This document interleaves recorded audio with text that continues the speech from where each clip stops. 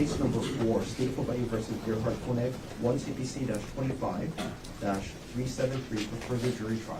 Counsel, can I have your appearances, please? Good morning, Your Honor. Good morning, ladies and gentlemen. Deputy Prosecuting Attorney Joel Garner for the state. Also present is Deputy Prosecuting Attorney Franklin Don Picaro Jr.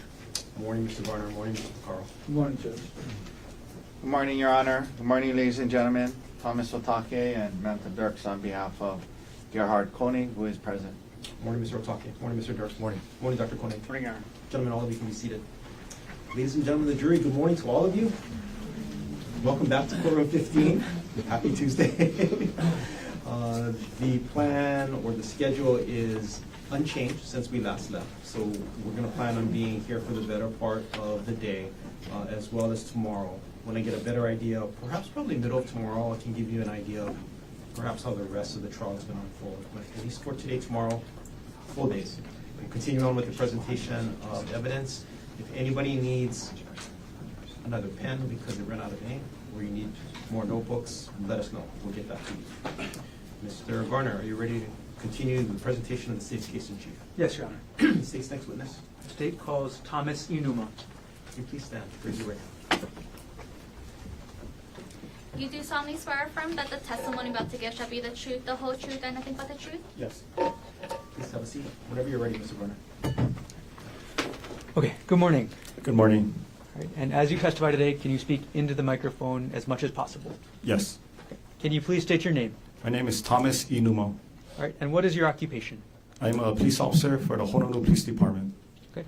What's your rank at HPD? I am a detective And how long have you been with HPD in general? for a little over 13 years. How long have you been a detective? Detective for about a little over 4.5 years. Or sorry, about 4 years. And as a detective at HPD, is there any specific unit that you're part of? Yes. And what is that? So I'm part of the Criminal Investigation Division. And within the Criminal Investigation Division, I'm under the Cyber Crimes and the Digital Forensics Unit. Okay. So are you also a digital forensics examiner at HPD? Yes. What was the training that you went through to become, or on-the-job training as a digital forensics examiner? Okay, so most of our trainings is conducted at the National Computer Forensic Institute. It's located in Hoover, Alabama. It is taught by members of the U.S. Secret Service.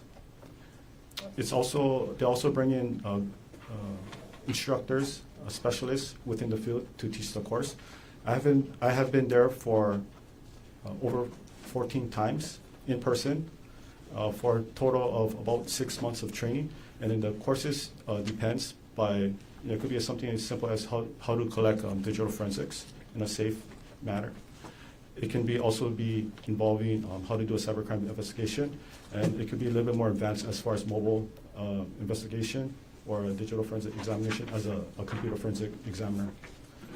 And I have also taken additional courses with our local, state, and federal partners.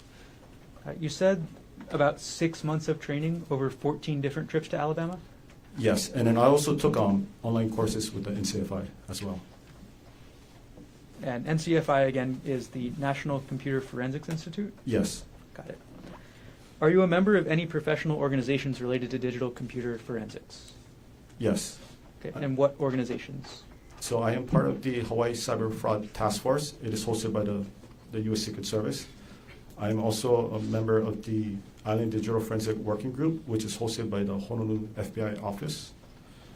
I am also a task force officer for the U.S. Secret Service, and I am in the process of becoming FBI task force for state-related cases involving digial forensics. Do you have any certifications in digital forensics? Yes. Okay. Do you have any certifications in something called Celebrate? Yes. Okay, and what is Celebrate? So Celebrate is a software we use to extract data from a cell phone device, and we can also use that to analyze the data extracted from a cell phone device. Are you trained in a program called Gray Key? Yes. Okay. Can you describe your training in Gray Key? So Gray Key is a hardware and software-based equipment used to extract data from a cell phone. So the training I had was basically on-the-job training from my previous supervisor, and we also had instructors from Magnet coming in and teaching us how to use it. You mentioned Magnet. Is that a company? Yes. Okay. And do you have any certifications from Magnet? Yes. It's a Magnet certified digital forensic examiner. Okay. What is a Magnet certified digital forensic examiner? So it's basically the software. So Magnet is the parent company. So the software, one of the software they have is called Axiom software, and that's a certification that I took and I completed and I passed the test. So you're certified in Magnet Axiom software? Yes. Was that certification at the NCFI or was that local? So that was the certification I took in NCFI. It was a 5-week course. It was taught. It was a 1-week period where it was taught by a Magnet certified instructor, and I completed the examination at NCFI. So to be a Magnet certified forensic examiner, you were also trained by a representative from Magnet Software? Yes. Have you attended any... Right. Have you ever performed on the job any cell phone extractions? Yes. Approximately how many cell phone examinations have you performed? Over 600 cell phones. Have you ever provided, or have you ever done any computer extractions or examinations? Yes. Okay. Approximately how many? For computers, I would say about 40 to 50, somewhere between. Have you ever been qualified to provide opinion testimony in a court in Hawaii? Yes. Approximately how many times? 5 times. At this point, the state requests that pursuant to HR Rule 702, Detective Inuma be qualified to provide opinion testimony in the field of digital forensics. Can we approach, Your Honor? Sure.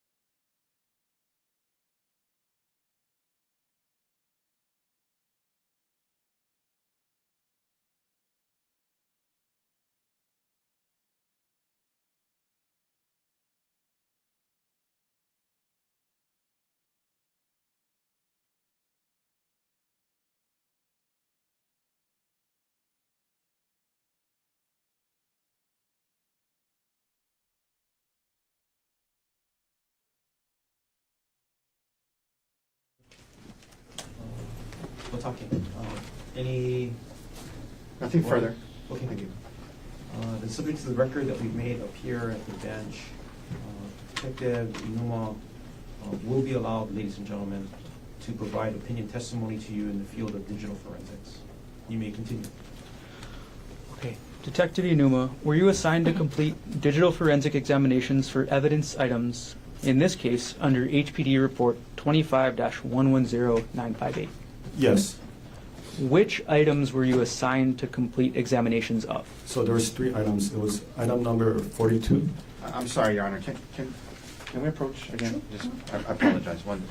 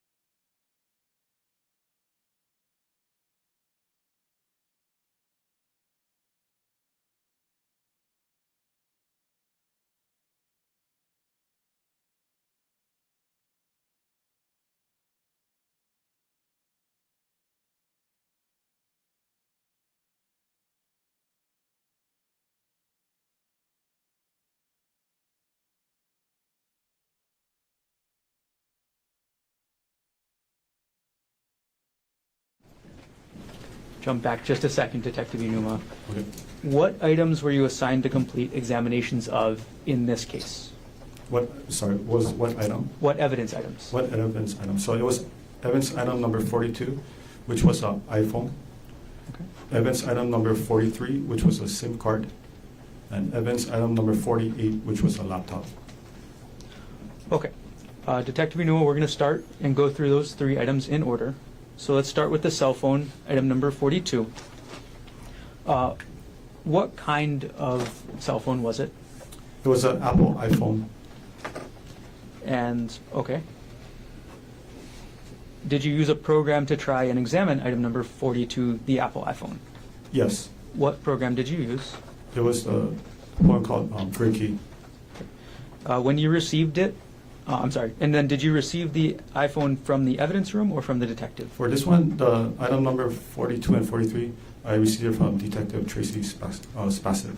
Spacek? Sorry. Okay. When you received it, was the iPhone turned on or turned off? It was turned off. And I'm sorry, you said the program used was Gray Key, is that correct? Yes, Gray Key. Were you able to access all of the data on the iPhone using Gray Key? No, Okay. Why not? because the phone was off, and when the phone is off, we call it that the phone is in a state of BFU, which is before first unlock. When the phone is in a BFU state, that means that the data within the phone is all encrypted, so we can't pull all the data out. When the person enters, Sorry, I'm going to stop you there. So were you able to access any data from the iPhone? yes, Okay. What kind of data were you able to access? I was able to get the make, the model, the name, the Apple or the email address that is associated to the phone. I also got the telephone number and then the software. And then the IMEI, the serial number. With that limited information that you had, were you able to determine who the owner of the iPhone was? Yes, Who was that? it was Gerhardt Konig. Were you able to find any associated email accounts with that iPhone, which was item number 42? Yes. Okay. Which email accounts? So there were 6 email address that was associated with that phone. There was 2 particular that I know offhand. The first one is Konig, so it's spelled GKONIG @gmx.com. And then the second one that was associated with that phone was G Konig, same spelling, @proinbox.com. Okay. Were you able to access things like call history, message history, photos, internet searches? No, And once you got to that point where you couldn't access anything else, did you continue examining the iPhone? not the iPhone itself. All right, Detective Inuma, let's move on to item number 43. And that was a SIM card you mentioned, right? Yes. Okay, first off, what is a SIM card? So a SIM card is basically stands for subscriber identity module. So it's the chip that's inserted inside the cell phone, which will allow you to connect to the mobile network, such as T-Mobile, AT&T, Verizon. And how does a SIM card work in an iPhone like the one that you examined? So this one was an iPhone 13 Pro. So iPhone 13 Pro is the last model from Apple that has a physical SIM card slot. Anything newer from iPhone 14 and newer doesn't have a SIM card slot. It's all electronic SIM card. So for this one in particular, it was an iPhone 13 Pro. So there's a SIM card slot, and there's an ejection port within the phone. Okay. I'm going to put on the screen next to you, Detective Inuma, State's Exhibit number 85, which is already into evidence. Okay. Could you take that wooden pointer that's against the back wall behind you, and could you point out to us what the 2 items in this photograph are? Yes. So this item over here on the left, this is the SIM card slot. And then the one on the right is the actual SIM card. So the SIM card is inserted onto this SIM card tray, which has been placed inside the phone. Okay. And now I'm going to publish State's Exhibit number 84, already in evidence. And I'm going to zoom into the center portion of this photograph. Okay, Detective Inuma, what are we looking at this part of the photograph? So this is the part I was mentioning about. So this is where where you would insert the SIM card tray in here. And if you look at this photo right over here, you can see that the SIM card tray is not inside the phone. How do you remove the SIM card tray? So we have this tool, which is basically the SIM card removal tool, and it's about 1/2 inch long, and then the tip is very small, size of like a pinhole, and we insert it inside this hole right over here. You have to apply some force to it, and then the SIM card slot will eject. Are there any household items that can be used along with that official SIM card tool that you mentioned? Objection, Your Honor. Can we approach? Sure, come on up.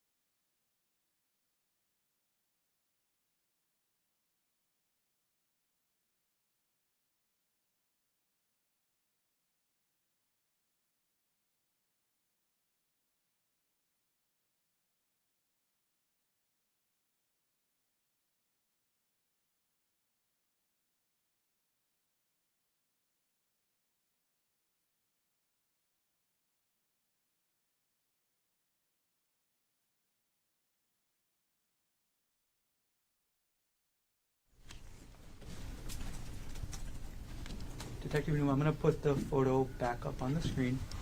And we're still zoomed in, and this is still State's Exhibit 84.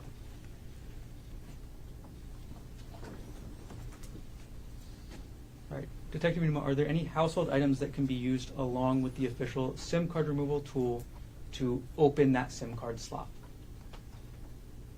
You mean like official, or just whatever you can find inside your house?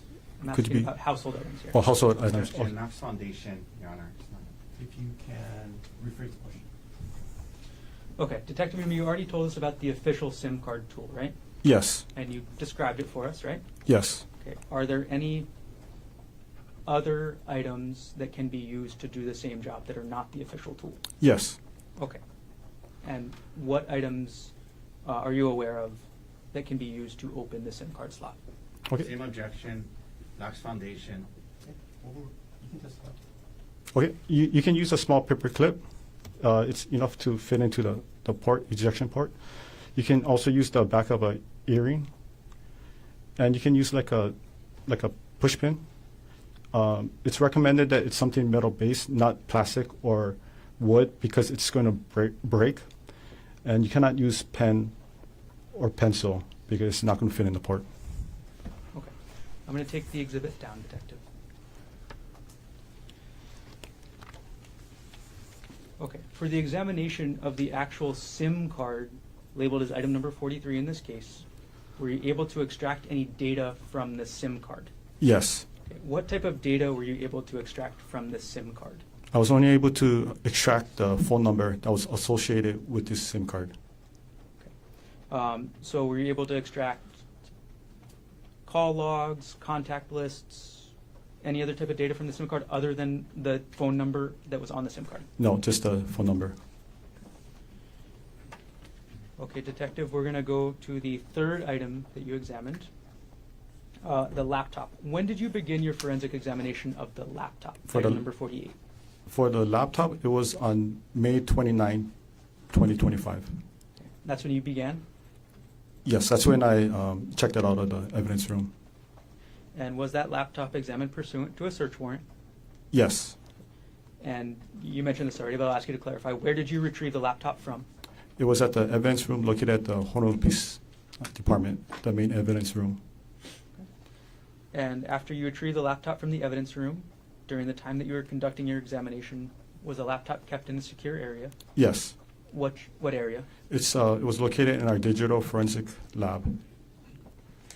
And then can you describe in general, I'm sorry, and I'm going to approach now with what's been marked as States Exhibits 241 and 240, showing to Defense Counsel. Thank you. May I approach, Your Honor? Yes.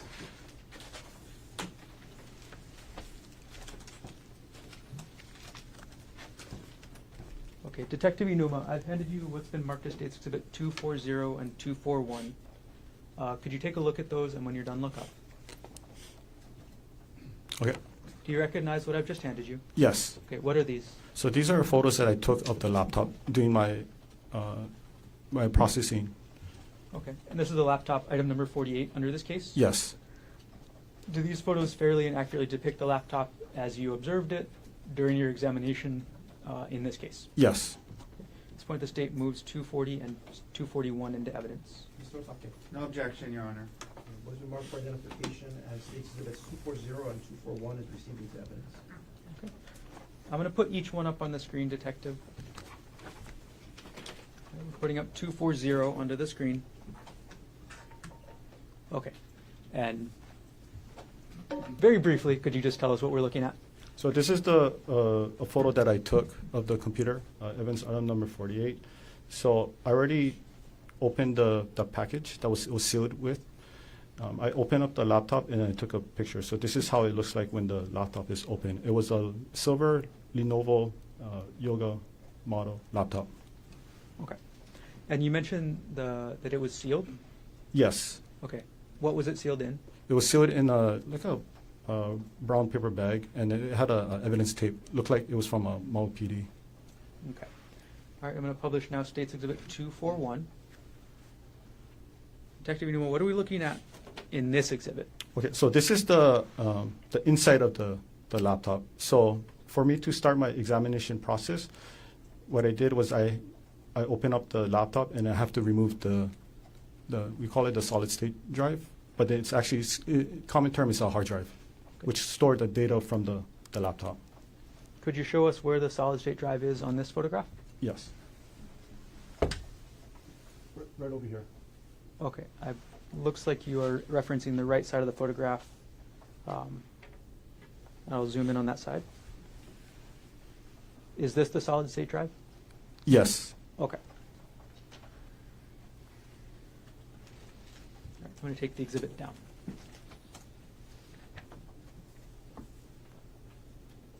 All right, can you describe for us how you conducted the examination of the laptop? How I conducted. Okay, so once I removed the solid state drive from the laptop, I used a equipment called the Tabloid TX1. That is basically a imager that was issued to us by the U.S. Secret Service. So it's a built-in write blocker, meaning that there's no data that's going to be written onto the evidence hard drive. And from there, I would make a image of the hard drive and then place it onto a working copy. For images, image means in the terms of digital forensic, image means making an exact copy. So it's a bit by bit. So for example, if you have a piece of paper with writing on it, you go to a Xerox machine, you make a copy, you get the same copy. So that's basically what the process I did to extract the data from the laptop. And you mentioned the TX1 program to do the imaging? Yes. Okay. Were you trained in the TX1 program? Yes. Were you acting in accordance with your training on the TX1 program when you imaged item number 48, the laptop in this case? Yes. And once you image or make a copy of the contents of the hard drive, Sorry, scratch that. I'm going to start the question again. Did you make an image of the entire contents of the hard drive? Yes. So once you make the copy or the image of the entire contents of the hard drive, what did you do with it? So after I made a copy of it, so it provided me with the hash, and then I look at the data on the screen, and it was a successful transfer of data, and I verified the hash. Hash is a mathematical algorithm. It's made up of both numbers and characters to show that the data wasn't changed. So if it was changed, it was tampered with, then I will know that something is wrong with this extraction. And did the hash value of the image match what you were looking to compare it with? Yes. Okay. And once you saw that the hash values matched, what did that tell you? That it was a true copy. Okay. So now you have the hashed copy of the image from the hard drive. What's the next step in your examination? So the next step is I put it into my forensic computer, and that's where I use a software called Axiom. And Axiom is a software used to analyze data such as computer, hard drive, SD card. You can also do it for cell phones too. This is the Axiom. Is this from the magnet company you mentioned earlier? Yes. And are you certified in the Axiom software? Yes. Were there any limitations to the data that you were accessing? Yes. Okay. Were there any time limitations? Yes. What were the time limitations that you were using?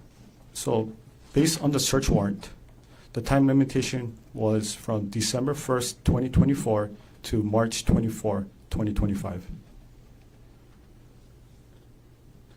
Were there any content limitations to what you were accessing? Yes. And do you recall all of those content limitations? How does the content limitations work? So there were a total of 32 key terms that was listed in the search warrant. So I have to abide by the law to only search for key terms within the search warrant. I can't go outside the scope of the search warrant. Okay. And then how do you use the magnet software to limit the data to those time constraints and the content limitations that you just described? Okay, so for the Axiom software, so I'm the only one that has the full copy, the full access. So as soon as the Axiom software is loaded onto my computer, first thing I did was I filtered it through the date range. So on one of the toolbars, you can actually input the date. So I inputted December 1st, 2024 to March 24, 2025. And I pressed OK, and it basically filtered only to those dates. And I can't see anything outside of those dates. And then how do you filter through the content limitations? Okay, so as far as the content, so I had the search warrant next to me. So I would type in, I'll use the filter feature as well. I would type in each of the keywords that was listed on the search warrant. So those 32 keywords that was listed.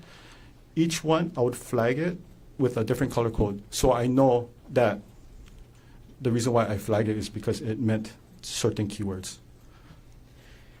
All right. When you examine the laptop, how many user profiles were on the laptop? There were a total of 3 user profiles. Of those 3 user profiles, how many of them were active? There were only 1 active user account. Okay, so those other 2 profiles? It was disabled. Disabled, okay. What was the username for the single active account on that laptop? So the username was Konig, so it's Gkoni. Okay. Based on your examination of the laptop, was there a full name listed for that user, G. Konig? Yes. What was the full name listed for that user? The full name listed was Gerhardt Konig. Were there any email addresses attached to the username based on your examination of the data on the laptop? Yes. What email address? It was Konig, so Gkonig at gmx.com. Was that email, gkonig at gmx.com, connected to any other device you examined in this case? Yes. What other device was that email connected to? It was connected to evidence item number 42, which was the iPhone 13 Pro. Were you able to determine what time zone the laptop was set to run on? Yes. And what time zone was that? It was a Hawaii Standard Time. Okay. Overall, did you find data relevant to this case on the laptop? Yes. Before we get to that, I'm going to ask you for a couple definitions. In digital forensics, do you use the term artifact? Yes. What does the term artifact mean in digital forensics? Okay. So artifact means it's data that is stored on a digital device that is created by the user or the system itself.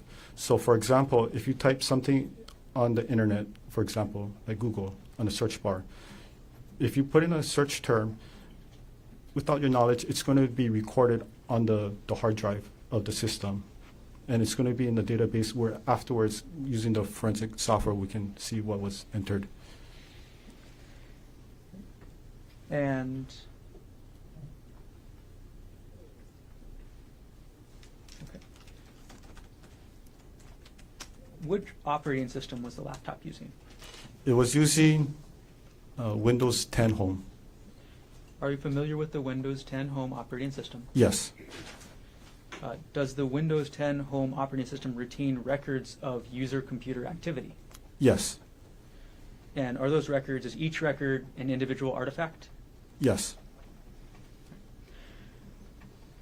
And how does the Axiom magnet software display artifacts? Okay, so from the software, so it's an interface where you can see it's user-friendly. So it basically translates, the computer data. Computer data is presented by, we call it binary, right, 0 and 1. But it makes it, it translates all those coding into user-friendly so we can read it. Any investigators can read it. Does the Axiom magnet software add any data? No. So it's just visualizing the data that's already contained on that image of the hard drive. Yes. For each artifact that you find on the hard drive, is it possible to go back to the original drive and verify that information? Yes. And could you tell us how somebody would do that? So in this case, if I have the password for the computer. Sorry, scratch that and I'll actually strike that answer. Yes. Okay, sorry about that, Detective. Bad question. Okay. And when you look at an artifact on the laptop, is the artifact a statement of a person, or is it automatically generated data from the computer? It could be both. Okay, so it depends on the artifact. Depends on the artifact. Okay.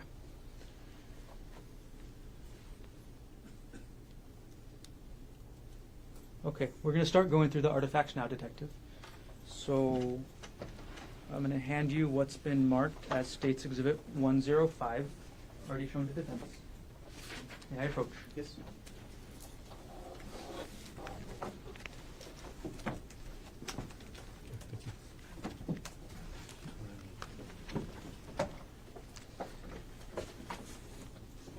Okay, Detective Newman, could you take a look through the exhibit that I just handed you, which is again State's Exhibit 105?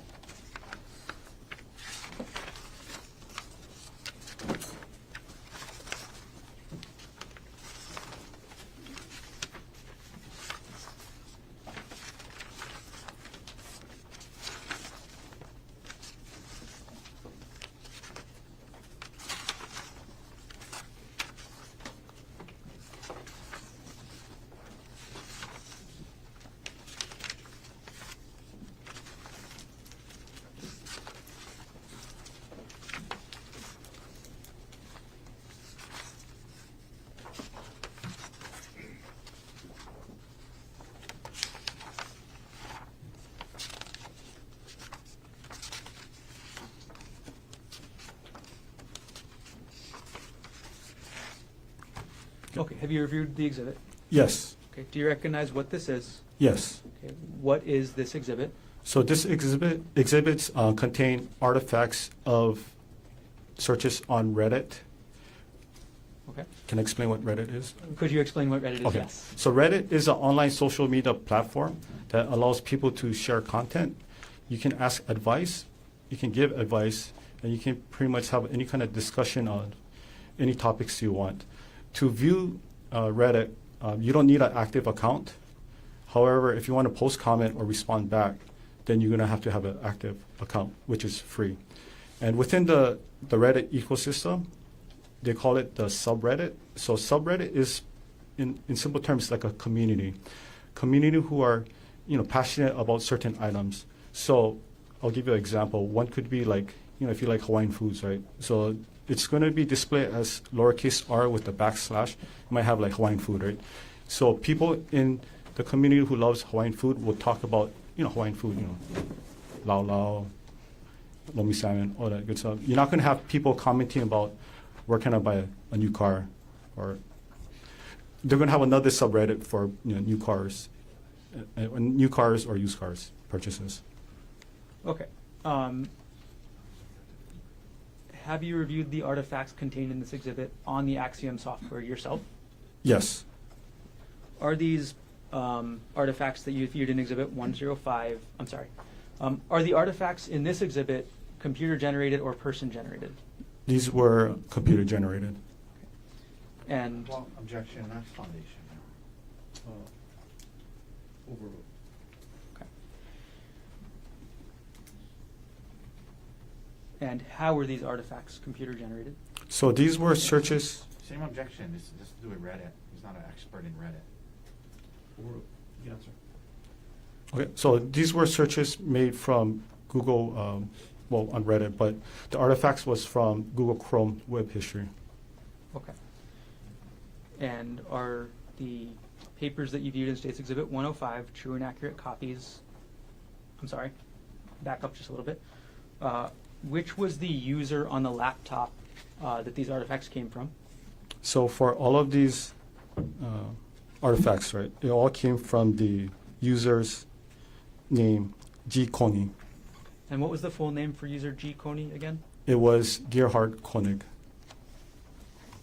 And you mentioned that this was Google Chrome. Can you explain how these artifacts ended up with Google Chrome? Yes, so Google Chrome is a internet service provider. So it's very similar to Microsoft Edge or Apple Safari. So when you type in, if you're using online activity on Google Chrome, right, all those data will be stored onto the computer. Okay. And are these printouts that you've reviewed for Exhibit 105 true and accurate copies of the data from the user G. Konig's internet history as related to Reddit.com? Except for the highlighted portion, Okay. but the highlighted is the search term used within the Axiom software. It helps us investigator to locate key terms quickly. But other than that, it's a true and accurate copy. Okay, so does the highlight mean, and what is the word highlighted in this exhibit? So highlight means in the Axiom software in the top right corner, it's like a global search, right? So if you're looking for any keywords or just any words in general, you just type it on there and it's going to find the word that you actually inputted onto the software, and it's going to look for any key hits. Okay. It doesn't have to include only search warrant items that was listed in the 32 items. It can be any items because I already filtered the search warrant, we call it the image. So everything within the program is, we call a lawful search. Okay. What word is highlighted in this exhibit? The highlighted word is Reddit. Okay. And does the highlight mean that word is any more or less important than any other word? No. Okay. It just means it's highlighted? Yes. And you said that other than the highlight, this is true and accurate copies of the data that you pulled from this laptop. Is that true? Yes. At this point, the state moves Exhibit 105 into evidence. Can I just approach briefly, Your Honor? Sure.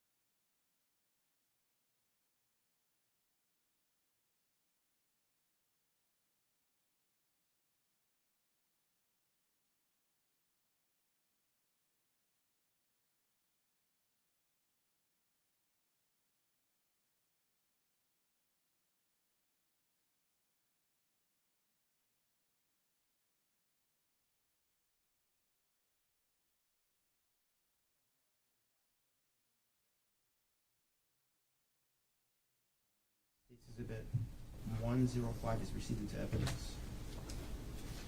Okay. On permission to publish. Yes. Okay. I'm going to publish State's Exhibit 105, Detective. And it's on the screen now. As we start through your testimony today, I'm going to ask you to explain a lot of the information on this screen. So, first of all, in that very top line that says URL, can you explain first what a URL is? Yes, URL stands for Uniform Resource Locator. So that is like the address book for the internet. So, if you use an internet service provider such as Google Chrome, right, in the top portion of the search box, right, the URL box, you can either type in what you're looking for, or you can put the exact address for a website, and it's going to take you to the direct website. Okay, so what is the URL that is related to this artifact? So this one, the URL was sent to the page of Reddit. Okay. And can you explain the second line that says last visited date and time? So the last visited date and time is basically when the user of this device visited this Reddit page. Okay. And what was the time that the user G. Konig visited this Reddit page? It was on December 24, 2024 at 4:34 a.m. And going to the next line, what was the title of that Reddit page? So the title was Lying Again, under the subreddit, so the community of As One After Infidelity. Okay. Scrolling down a couple lines, when it says artifact type, can you explain what that means? This basically means where the data was recovered. So in this case, it was recovered under the Google Chrome web history. Okay. And last thing I'm going to ask for this page 1 is under the evidence information section, there's a long string that says source. Can you explain what that long string of words with backslashes means? Forward slashes? Yes, so that's basically the file path to locate that file or that data. So I like to put it this way.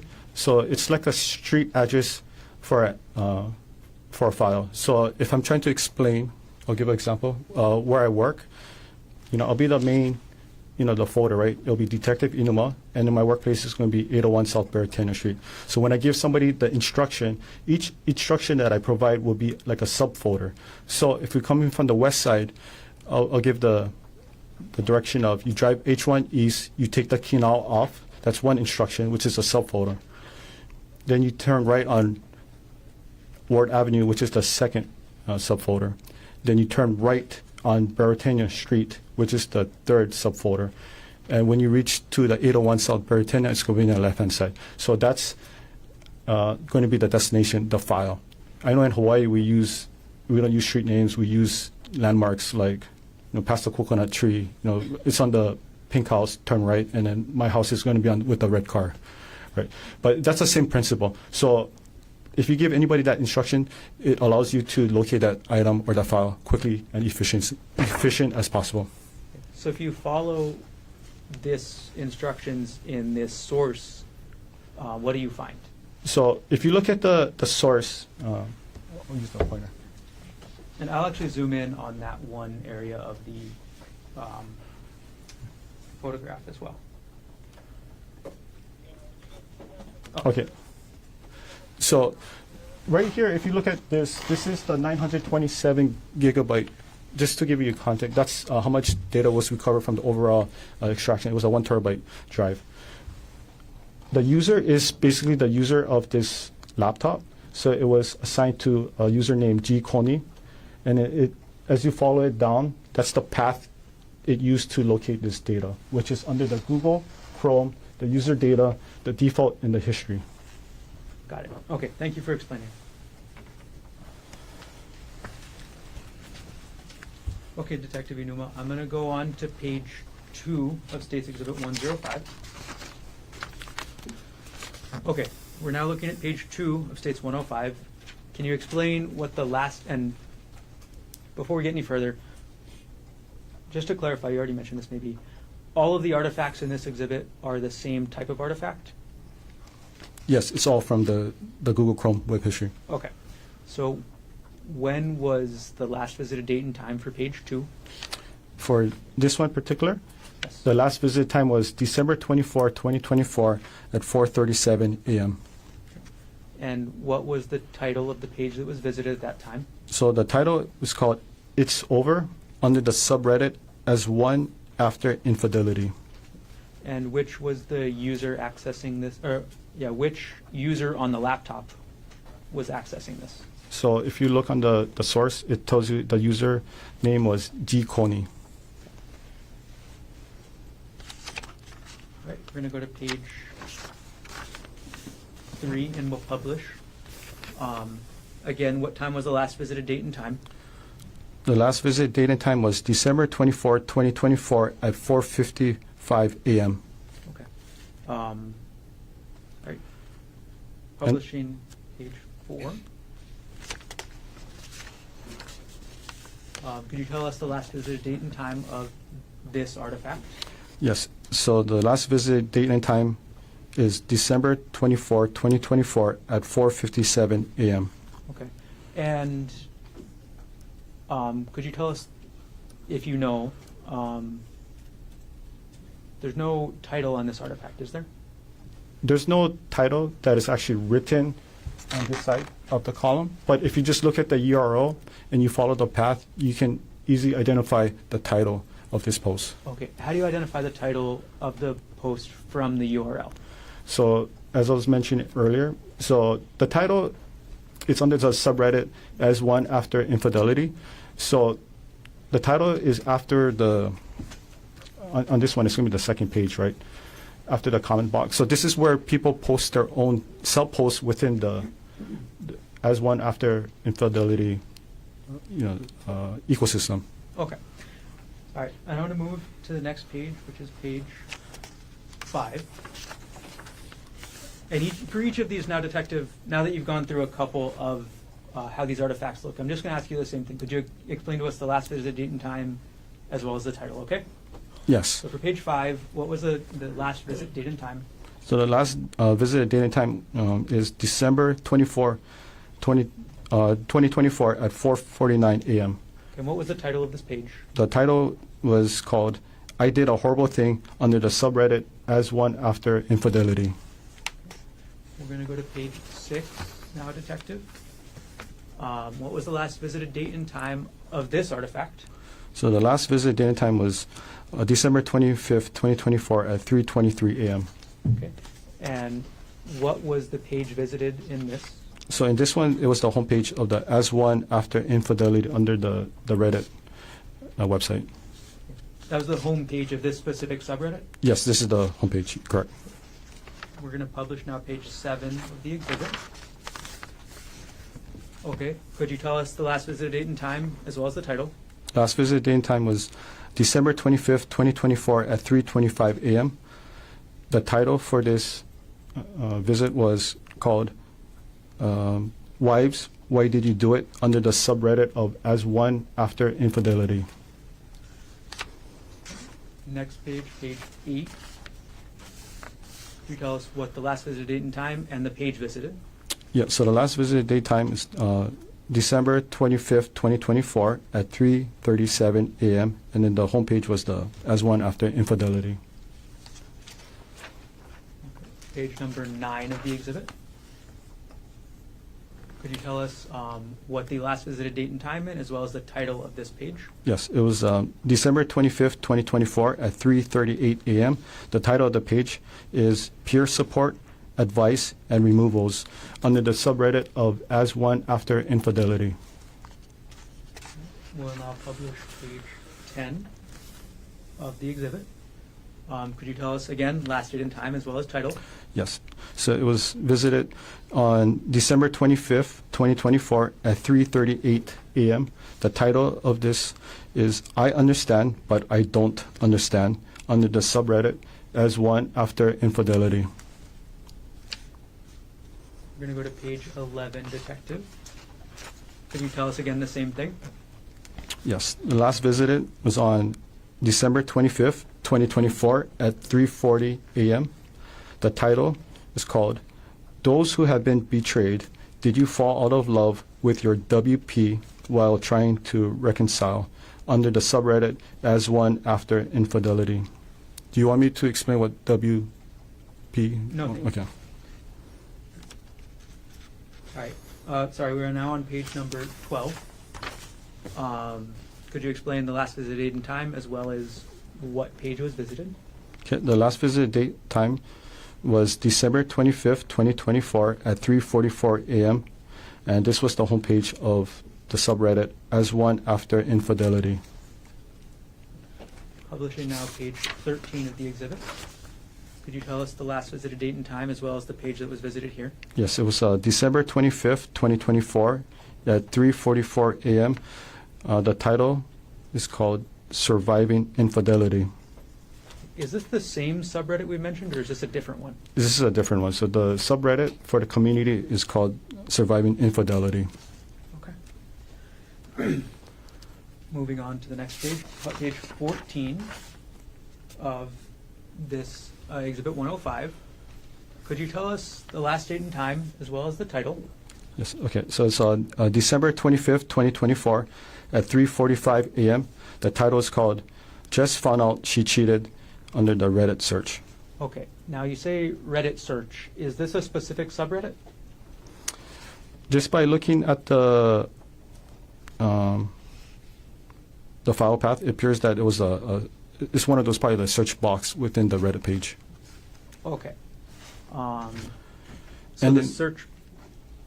Okay, so if you look at the URL, I'll show you this Okay, part. I'll zoom into the URL as well.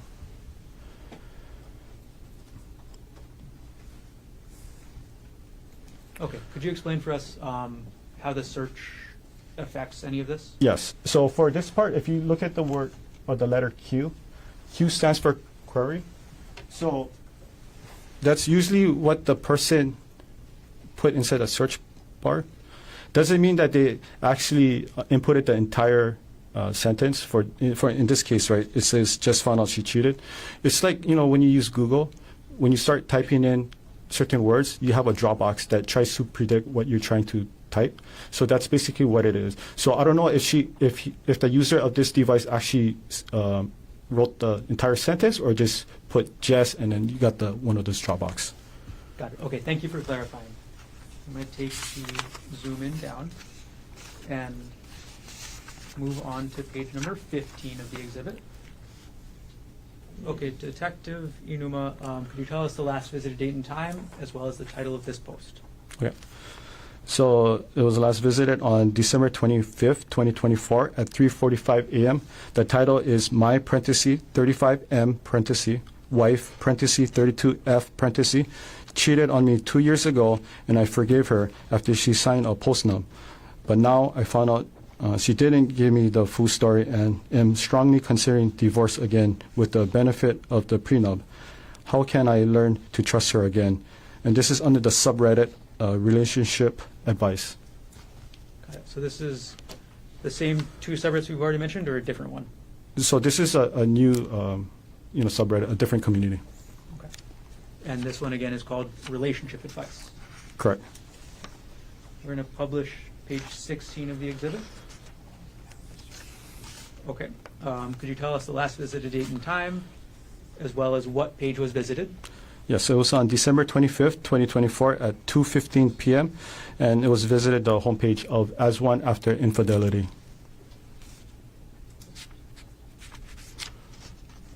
Page number 17 of the exhibit. Could you explain last visited date and time as well as the title? Yes, so it was visited on December 25th, 2024 at 2:16 p.m. The title is called Expecting More Disclosure under the subreddit As One After Infidelity. Page number 18 of the exhibit. Could you tell us the last visited date and time as well as what the title of the page was? Yes, so it was on December 25th, 2024 at 2:17 p.m. The title is 6 Weeks Out from D-Day under the subreddit As One After Infidelity. We'll go to page 19.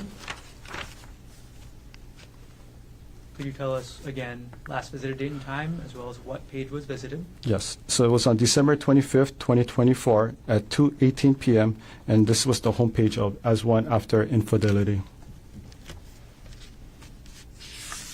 Okay.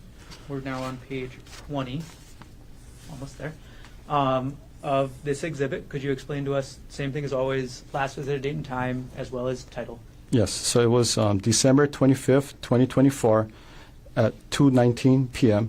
and the title is Can't Have Physical Relationship with WP Anymore under the subreddit As One After Infidelity.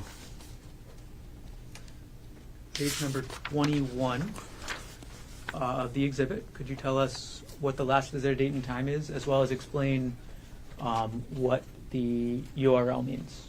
Yes. So the last visit date and time was on December 25th, 2024 at 2:22 p.m. And based on the URL, so it was under the subreddit As One After Infidelity, and the user of this device searched for the term DARVO, D-A-R-V-O. Okay. Detective Inuma, do you know yourself, have personal knowledge of what the term DARVO means? Prior to this, Objection, Lux Foundation. It's ask the Lane Foundation. Go ahead and answer the question. So do you have personal knowledge of what the term DARVO means? no. Okay. When you say prior to this, do you have personal knowledge today of what that term means? Yes. Okay. Same objection, Your Honor. How did you acquire that knowledge? So I used the Reddit. I visited the Reddit page and I basically type in DARVO.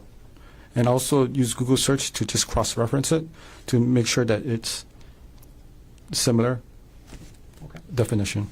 And based on your research, and sorry, was it the same Reddit page as this, As One After Infidelity? Yes.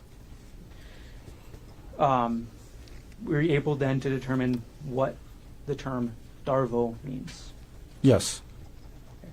Detective Inuma, could you explain to us what the term DARVO means? Give it just a moment. Okay. Could you explain to us? Say, but that's fine. Whatever.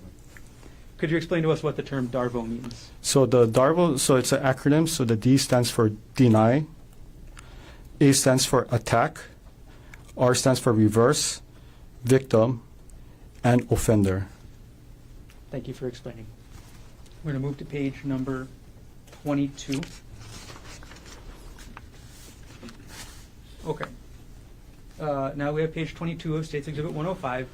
Could you explain to us, again, last visited date and time, as well as the title of the page? Yes. So it was visited on December 25th, 2024 at 2:22 p.m. And the title is Dealing with Intense Limerence / Affair Fog and DARVO from My Wife. I found AP's wife's detail under the subreddit As One After Infidelity. Okay, and the visited date was December 25th at 2:22 p.m.? Yes, 2:22 p.m. Correct. Looking now at page 23 of this exhibit. Could you explain to us the last visited date and time, as well as the title?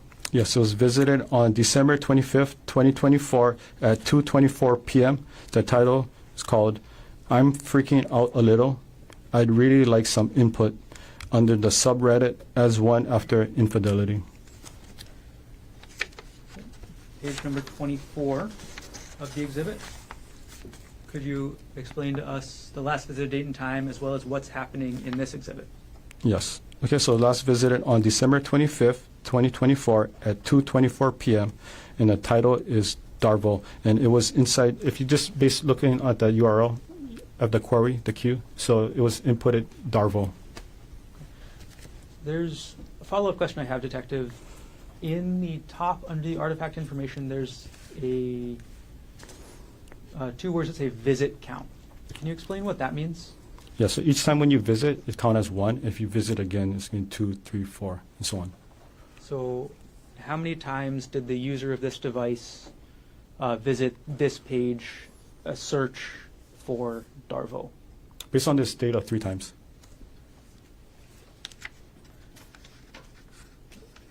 Moving on to page number 25, could you tell us the last visited date and time, as well as what page is being visited. Yes, so it was visited on January 15, 2025 at 9:35 a.m. and the visited page is the as one after infidelity. Okay. Now, could you explain to us, Detective, I see that there's a transition type and it says typed under the fourth line in this artifact information. Could you explain what that means? Yep, so the user of the device likely type in the URL. And last page of this exhibit, could you explain to us the last visited date and time, as well as what page was visited? So the last visited date and time was on January 15, 2025 at 9:36 a.m. It was under the Reddit. The title is called Reddit Dive Into Anything. Okay. I'm going to take the exhibit down, Detective, and I'm going to retrieve the exhibit from you.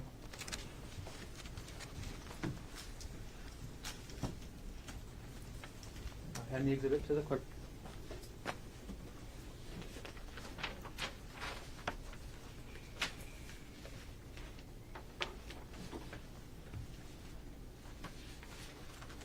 Okay.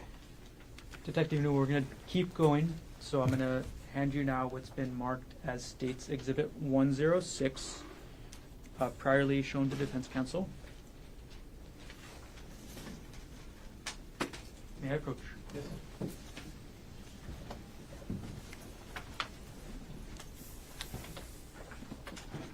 Okay, Detective Unuma, I've handed you what's been marked as State's 106. Could you take a look through real quick and look up when you're done?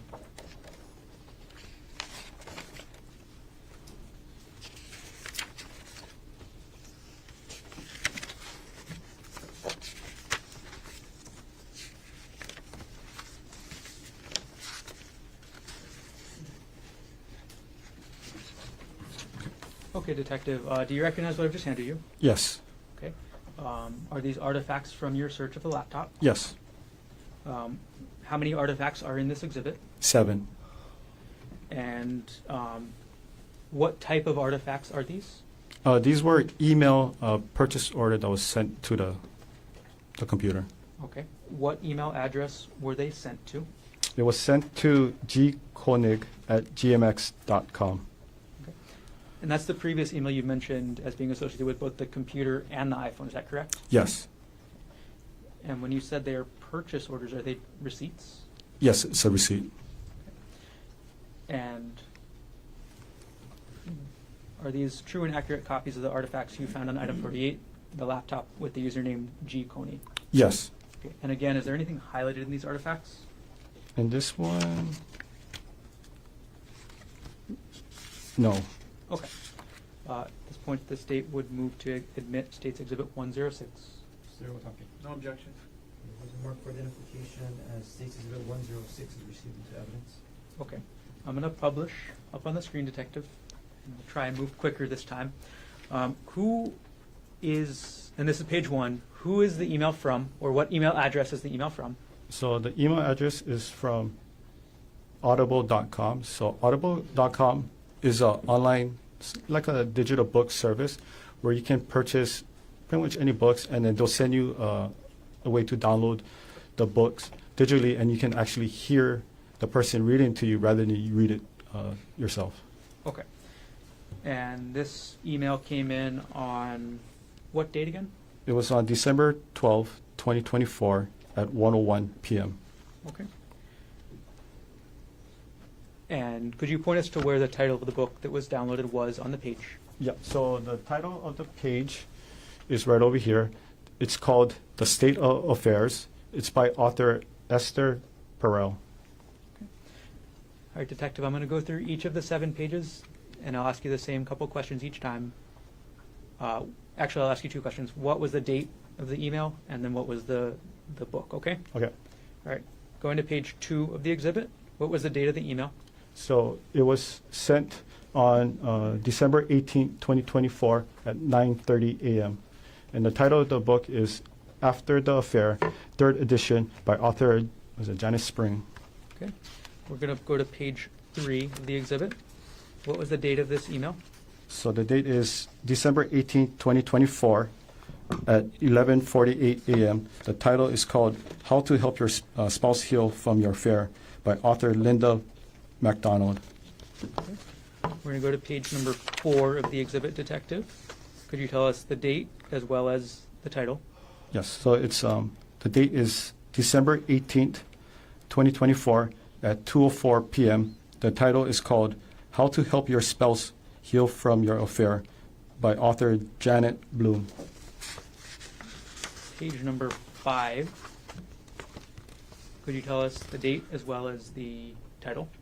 Yes, the date is December 27, 2024 at 4:01 p.m. The title is called Getting the Love You Want by author Harville Hendricks. Page number 6.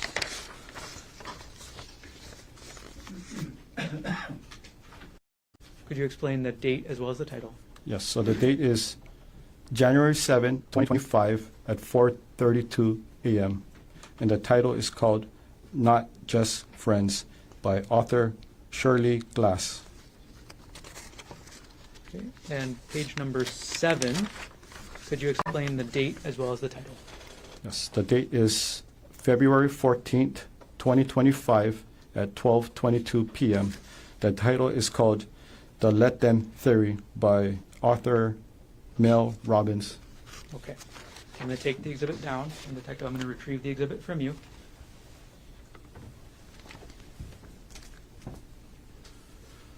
Okay. I've retrieved exhibit 107 or 106. I'll hand it to the clerk.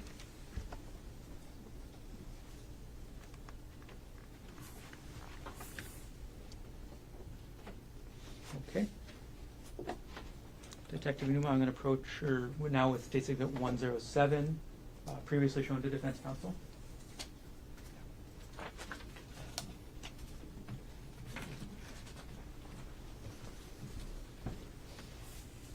Detective Numa, I've handed you what's been marked as State's Exhibit 107. Could you take a look, and when you're done, look up?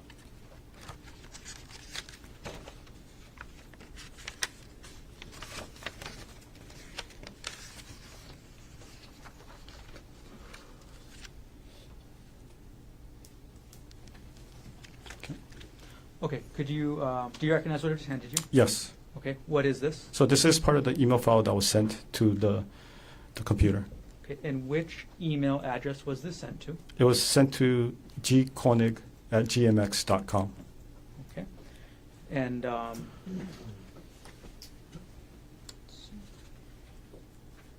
is this artifact a true and accurate copy of the email you found addressed to gkonig@gmx.com from item number 48 in the laptop you examined?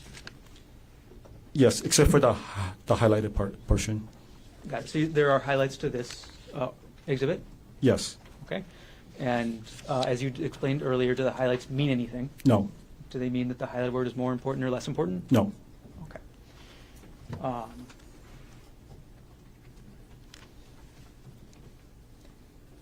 right. And at this point, the state will move State's Exhibit 107 into evidence. Mr. Otake, in addition to the No. record we've already made, No objection. and what has been marked for identification as State's Exhibit 107 will be received into evidence. Okay.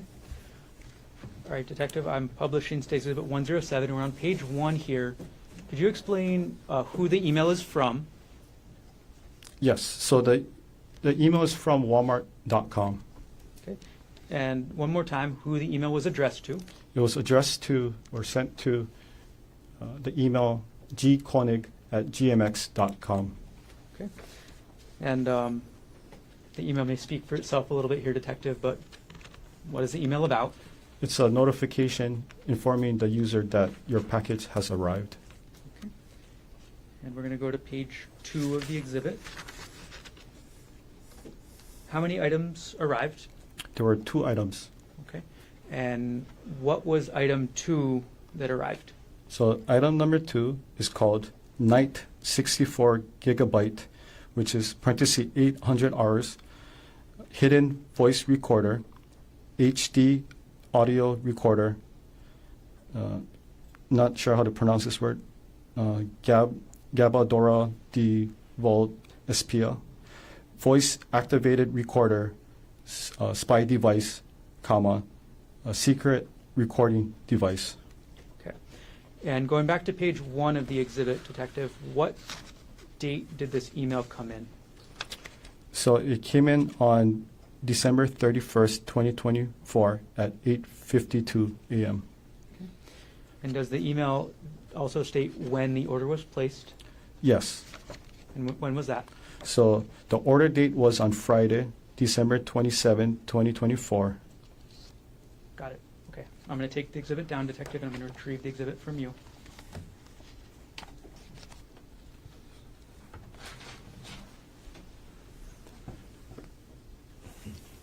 And I'll hand State's Exhibit 107 to the clerk. Judge. We've been going long, but I think we'll just continue the bill. We'll take one recess this morning. No problem. Thanks for checking. Okay. Detective Inuma, I'm going to do 2 for 1 right now. I'm going to approach with what's been marked as State's Exhibit 108 and 109, previously shown to defense counsel.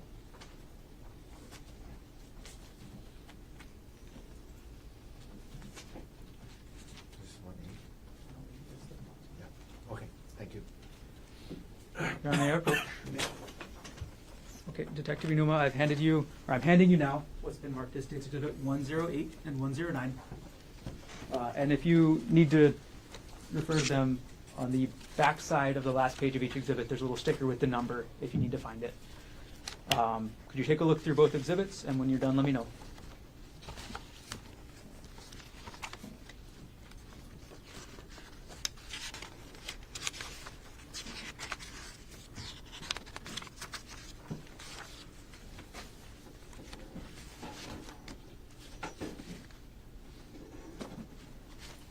Okay.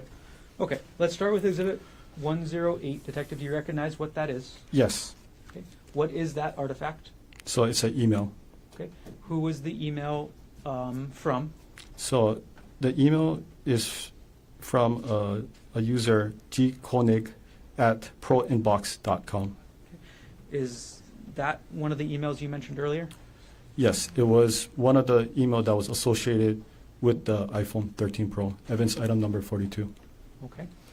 And who was the email addressed to? It was addressed to a person by the email, just by looking at the name, Andrea Miller at, I think it's like KYNDRYL.com. Okay. And this exhibit, State's Exhibit 108, is that a true and accurate copy of the artifact that you observed during your examination of item number 48, the laptop in this case? Yes. At this point, the State moves Exhibit 108 into evidence. Mr. Otake. No objection, Your Honor. With the mark for identification as State's Exhibit 108 is received into evidence.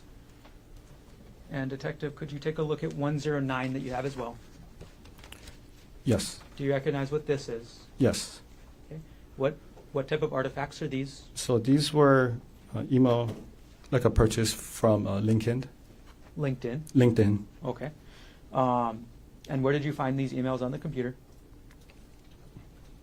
Oh, it was in the email file. Okay, sorry. Who were the emails addressed to? It was addressed to the email address G. Konig at proinbox.com. Okay. And how many pages are in this exhibit?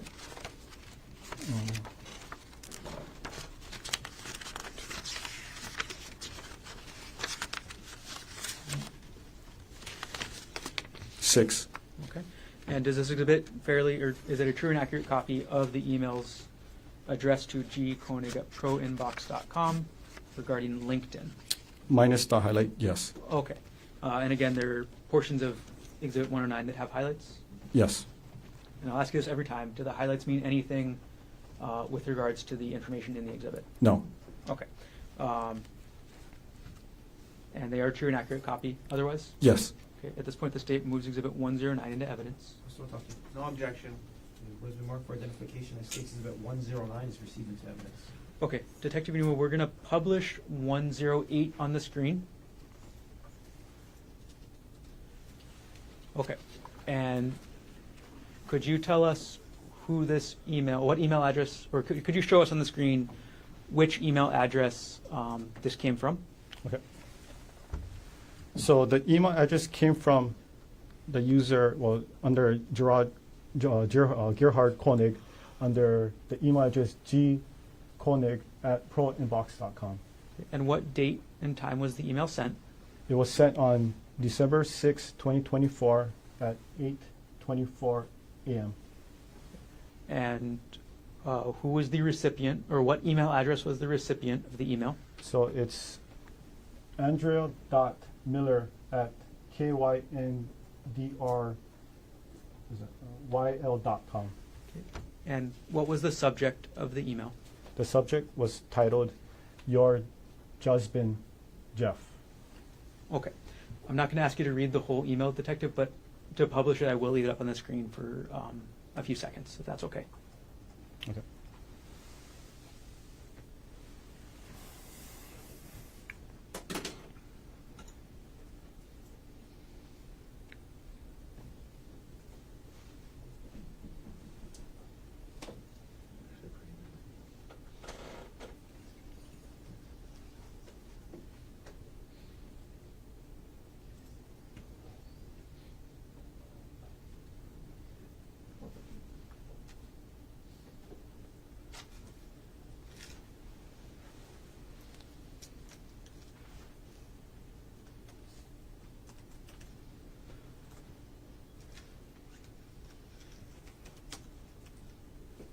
I'll leave the exhibit up for just another couple of seconds, and then I'll take it down.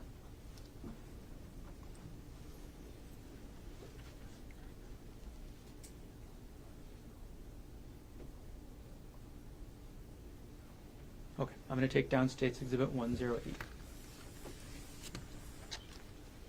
Okay, Detective Inuma, I'm going to retrieve the exhibits from you now. Both of them. Oh, okay. They'll hand 108 and 109 to the clerk. Mr. Better ask you to go a little bit more. We'll take our break in about 5 minutes. 5 minutes. Okay. We can get through at least one more exhibit. Okay. Again, I'm going to hand you two exhibits at once here, Detective. States 110 and 111. Thank you.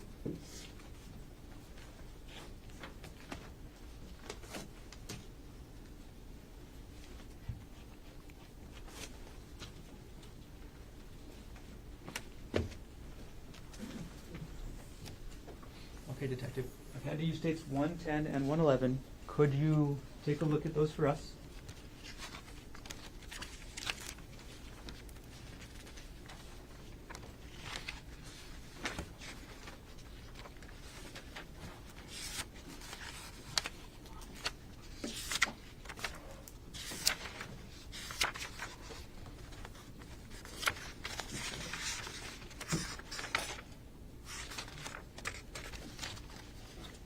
Okay. Okay. Do you recognize what I've just handed you? Yes. Okay. What are these? So these are artifacts of the searches that was made on the computer from Google searches regarding hikes. Okay. You said these are artifacts regarding heights? Yeah, regarding hikes. Oh, it has other things too, but regarding hikes. Okay. And are these artifacts, sorry to clarify, are they search history artifacts? Yes.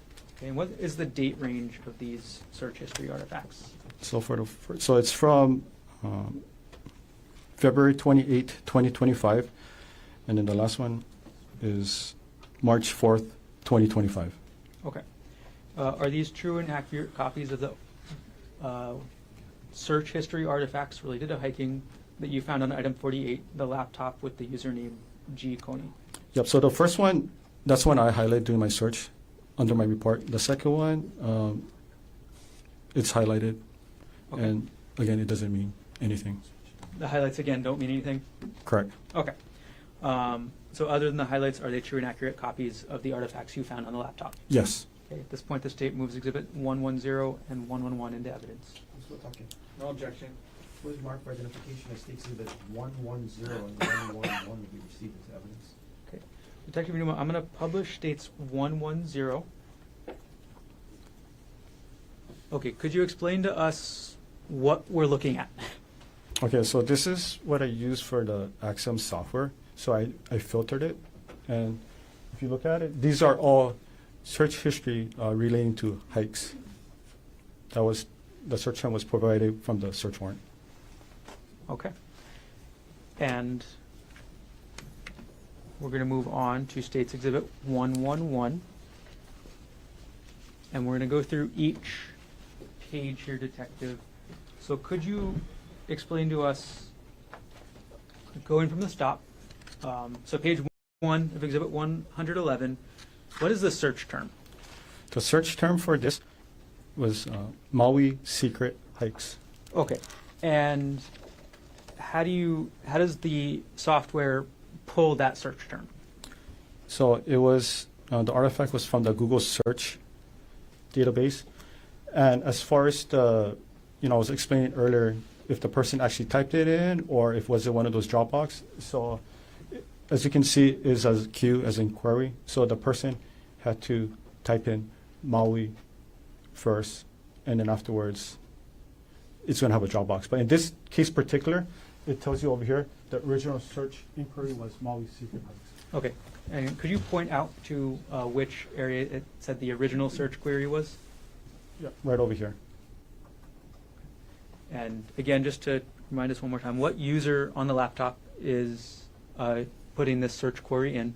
So it's under the user G20. Okay. And what date and time was this search done? It was done on February 28, 2025 at 2:55 p.m. Okay. Detective Newman, we're going to go to page 2 of the exhibit. Could you tell us the date and time as well as the original search query for this page? Okay. The date and time is February 28, 2025 at 3:13 p.m.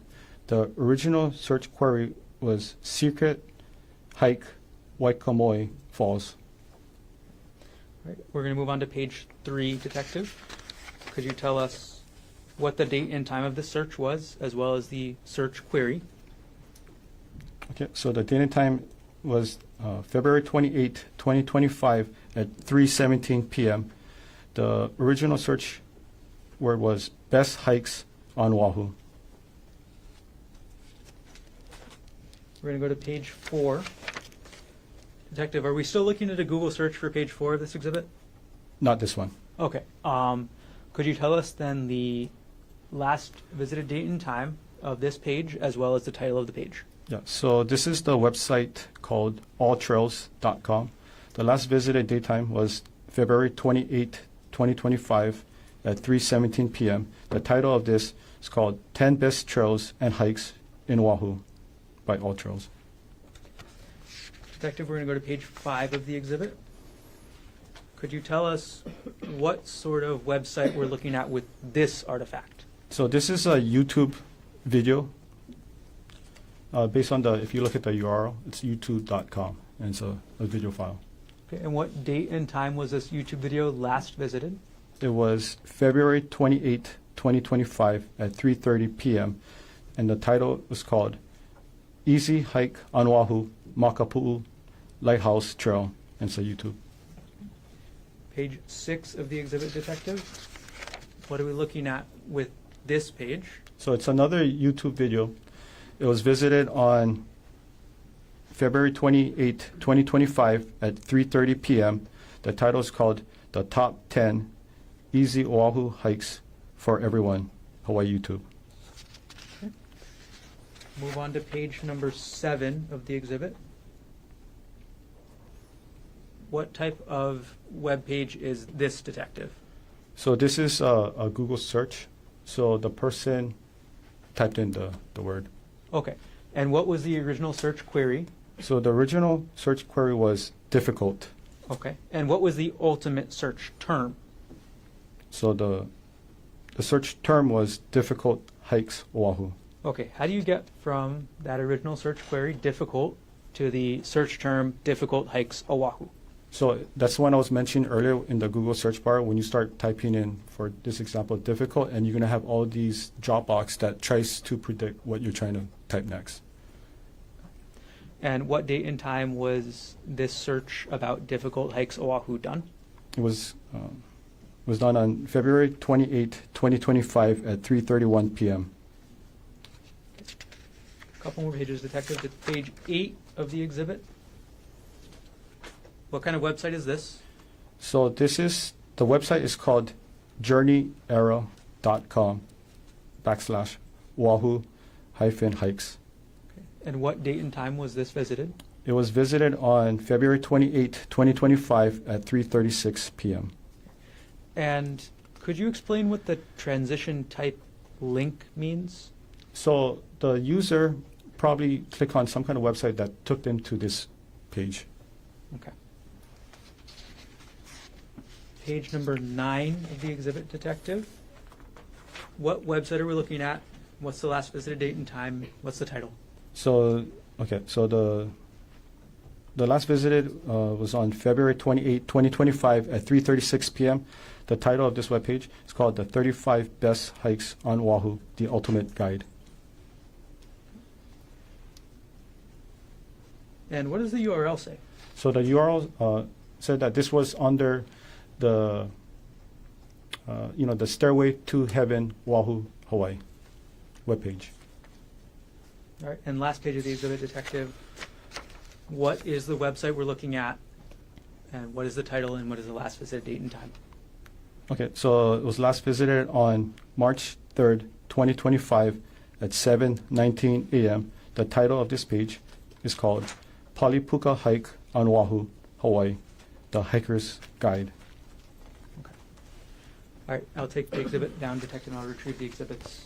Good thoughts here, Mr. Werner? Yes. Okay. Ladies and gentlemen of the jury, thanks for hanging in there. It's a long morning session. We'll take our morning recess. We'll come back shortly after 11 o'clock. We'll go as far as we can before we take our lunch break. Leave your notebooks on the chair. All rise.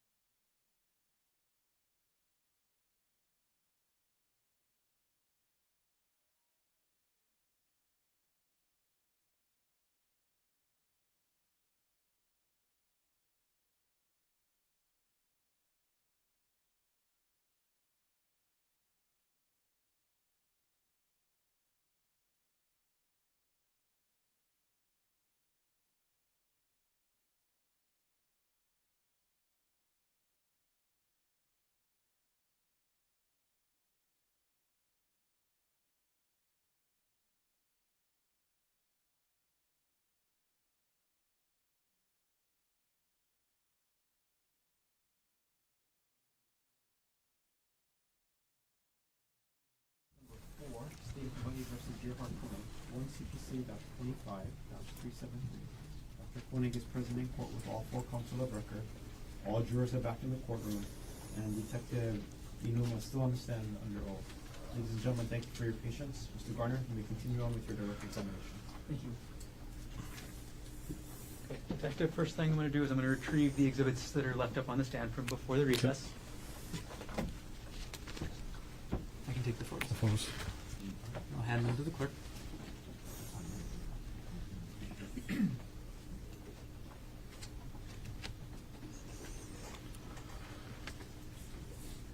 All right, Detective. We finished up looking at State's Exhibit 111. And I'll put the last page of that exhibit back up on the screen.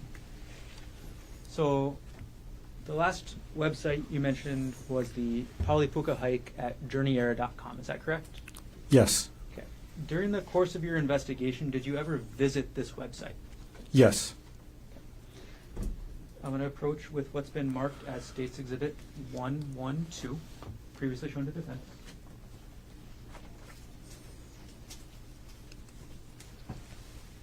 Could you take a look at State's Exhibit 112? And as you do that, I'll take 111 off the screen.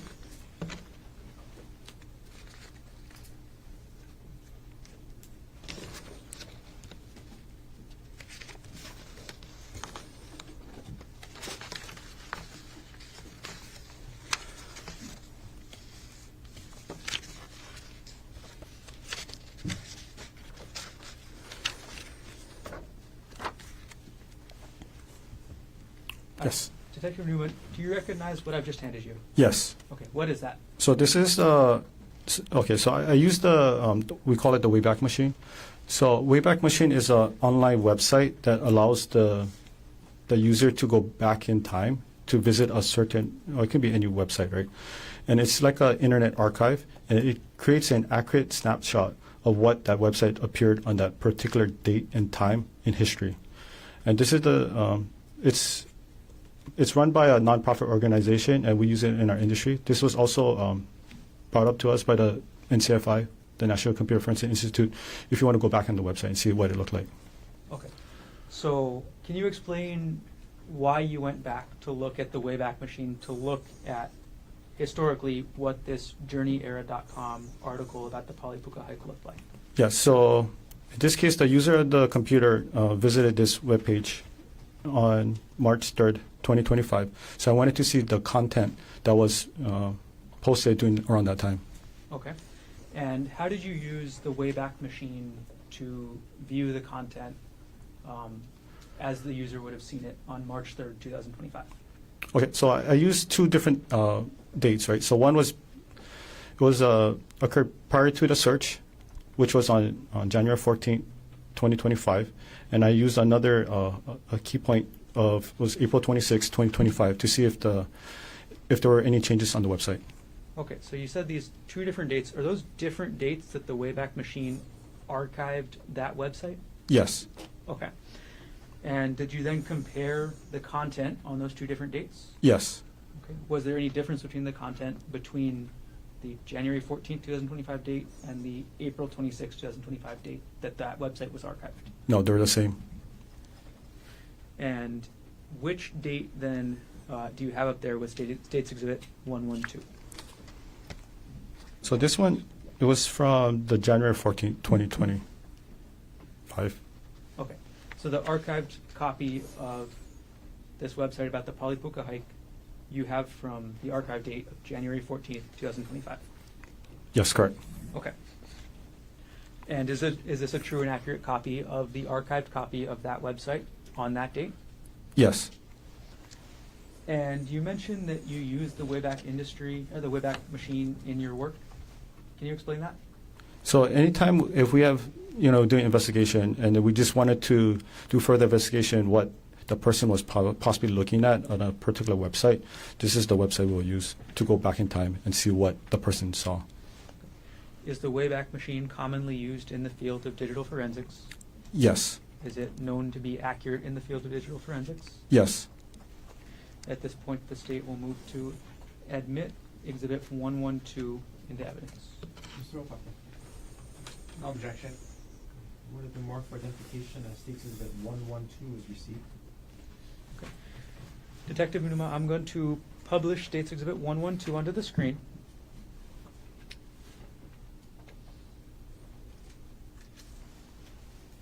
Okay, and we're going to go through a couple pages, and I'm going to zoom in on areas and ask you to read them first. But before we start into the web page, I'm going to zoom in to the very top of the page here.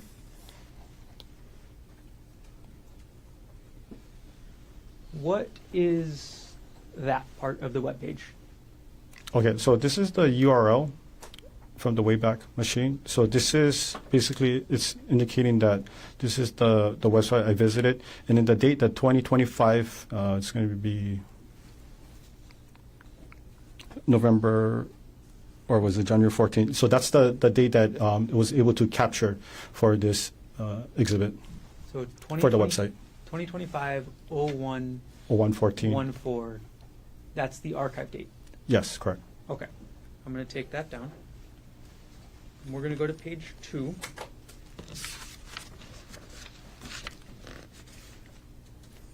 And I'm going to zoom in to the first paragraph. And we're going to look at line 2 and 3. Detective Unuma, could you read us the sentence that starts in that middle of line 2? Yes. The Pali Lookout itself is a popular tourist spot, but 99% of visitors to the lookout don't hike. They just look out over the valley. The Pali Notches hike begins on the right-hand side of the parking lookout. Okay, thank you, Detective.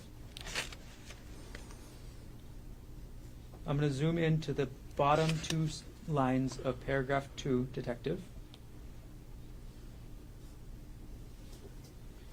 Could you read the bottom 2 lines of paragraph 2 on this page? Yes. Okay. The hike isn't necessarily dangerous, but much of the path is on the edge of a huge drop-off. Does that make it dangerous? You decide. Okay, I'm going to remove that zoomed area. Right. We're going to move on to page 3, Detective. All right, I'm going to zoom Your in. Honor, for purposes of completeness, can we go back and zoom in on the last paragraph? I have no objection. Go ahead. All right, I'll zoom in on the last paragraph, Detective, Okay. and we will have you read that to us as well. Okay? Yes.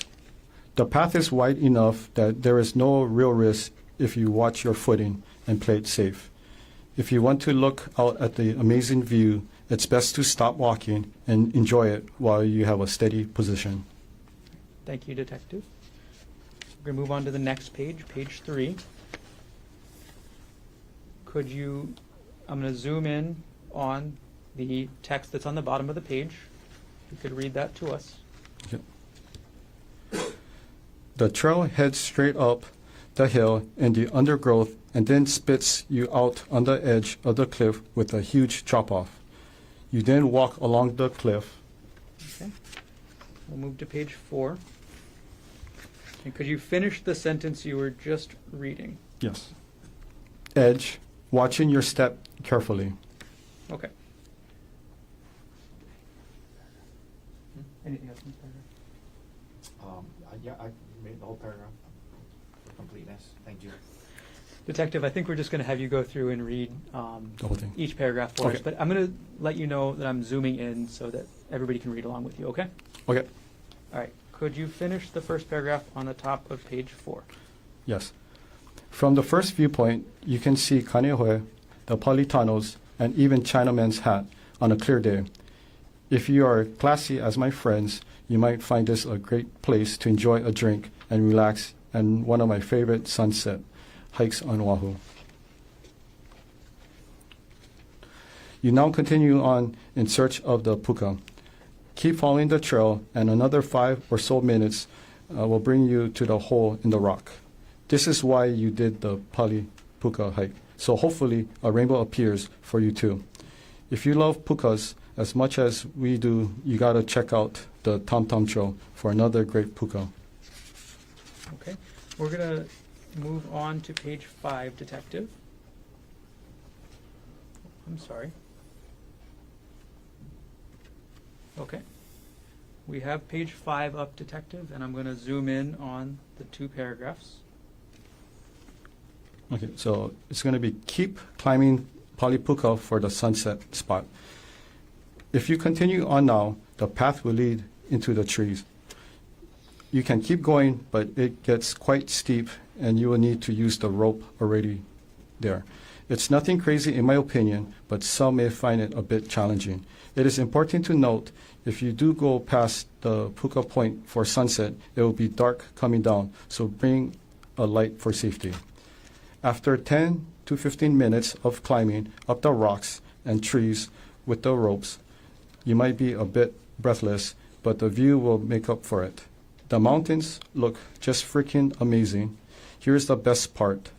If you are hiking at the right time of the year, the sun will creep through the gap in the mountain range and give you... I'm going to go on to page 6, Detective. Oh, I'm so sorry.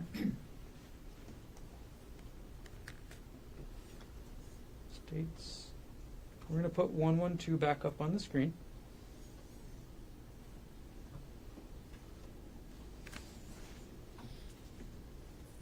And we've got page 5 up there. So we're going to move to page 6, and we'll zoom in on the top paragraph, Detective. Could you finish up that paragraph? Yes. A great photo. I went in May for this photo. Unfortunately, I was taking a time lapse and only got this photo, but I'm sure you can get some nice sun stars and rays if you have the right settings. We saw it with our own eyes, which was more than enough as a memory of the Palipuka hike. Okay, and could you read for us what I'm zooming in on now, that last paragraph in the middle of this page? Yes. Be safe going down and take it slow, as it can be slippery and the drop looks very unforgiving. Stay safe and enjoy the Palipuka hike. Okay. Thank you, Detective.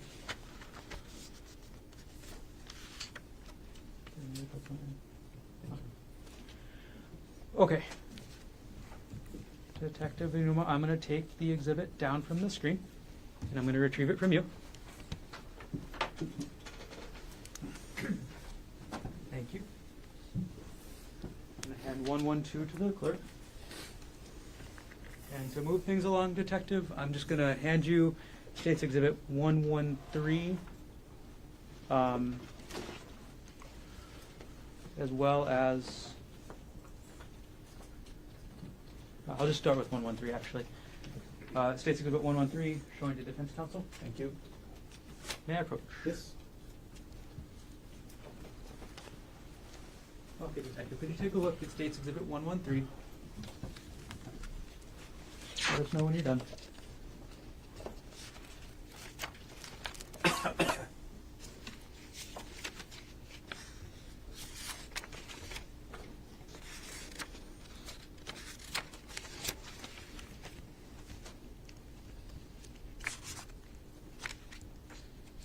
Okay.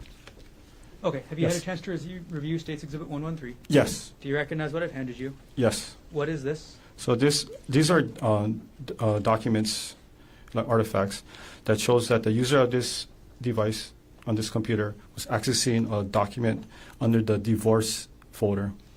Okay. Is this an artifact or the actual document? This is just artifacts. Okay. And are these artifacts generated by the computer automatically? Yes. And are these true and accurate artifacts that you found on the laptop, item number 48, as you did the examination about access to documents involving divorce? Yes, except for the highlighted portion. Okay, and same thing with the highlights, they are just a search tool? Just a search tool. Okay, so they don't mean any words more or less important? Yes. Okay. At this point, the state will move to enter 113 into evidence. Mr. Otake. No objection. When the mark for identification as State's Exhibit 113 is received into evidence. Okay, Detective, I'm going to publish States 113. And if you could explain to us, and this is page 1, could you explain to us the very top what the file name is. So this is the file name of the document that was associated with this artifacts. So this was a PDF document, and then the file name was BOFA Amex e-statement. It appears it's from December 24, 2015. Got it. And can you still get the data of when the user last accessed the document?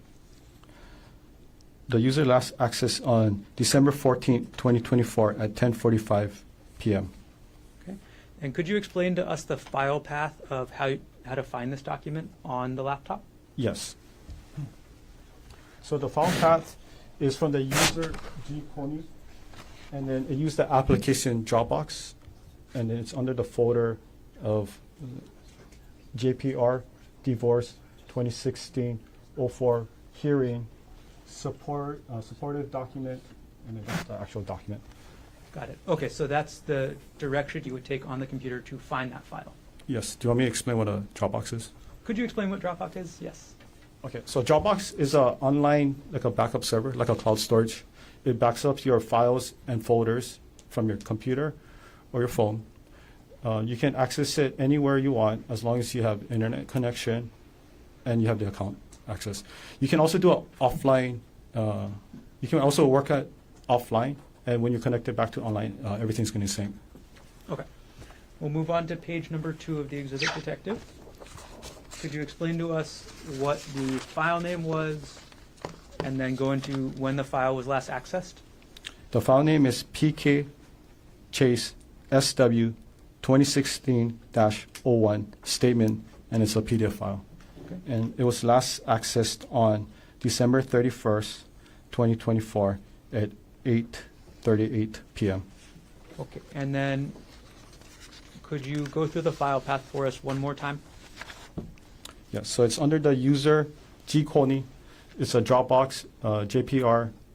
It's in the divorce folder. 2016-04 hearing. Supported documents, and then the actual document itself. Okay. And we're going to move on to page 3, Detective. Could you explain to us what the file name of this one is? The file name is 2012-04-12, and it's called Ghent plaintext.pdf. So it's a PDF file. And it was last accessed on this computer on January 7, 2025 at 6:59 a.m. Okay. And could you explain the file path for this document? Yes. So it's the user G Konig. It's in the Dropbox under the JPR folder. Divorce 2016-04 hearing. Jesse lived extravagant life, and that's the document file where it's located. So which is the last folder that this document is contained in? It's right over here. Jesse lived extravagant life. Okay. And we'll move on to our last piece of this exhibit, Detective. Page number 4. Could you tell us what the file name is? The file name is PK Chase Freedom 2015-12 statement PDF, and it's a PDF file. And when was this last accessed? It was last accessed on February 3rd, 2025 at 8:42 a.m. And without going through the entire file path again, was this in the supporting documents folder of that 2016 hearing in the divorce folder? Supportive documents, correct. Okay. I'm going to take the exhibit down, and I'll retrieve it from you, Detective. As I retrieve the exhibit from you, I'm going to approach with States 114. Join the defense. All right, so I'm going to retrieve 113. I'm going to hand you 114. And as I hand Exhibit 113 to the clerk, could you review States Exhibit 114, please?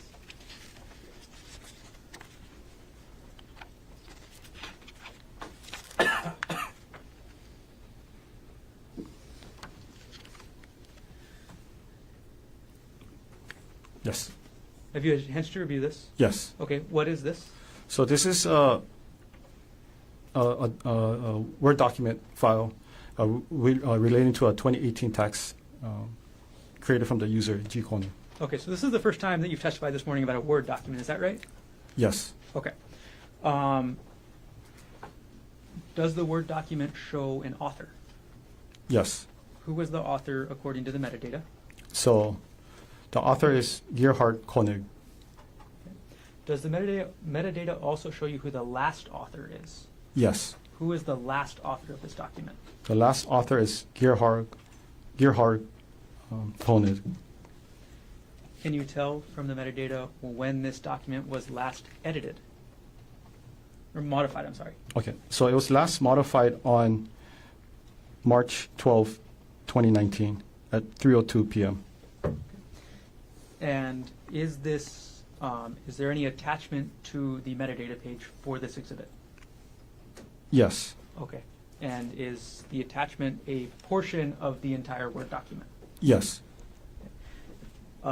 Is this a true and accurate copy of, again, that portion of the Word document along with the metadata that you found on the laptop, item number 48 So in this case? okay, so for the Word document, it was highlighted and it was redacted. Okay. What kind of information was redacted? It was a Social Security number. Okay. So other than the Social Security numbers being redacted, is the content of the Word document a true and accurate copy? Yes. And again, there's highlights in this part, right? Yes. Same as always, the highlights don't mean anything. It doesn't mean anything. And for page 1 for the metadata, is that a true and accurate copy of the metadata that you found related to this Word document? Yes. Okay. At this point, the state moves Exhibit 114 into evidence. Mr. Otake.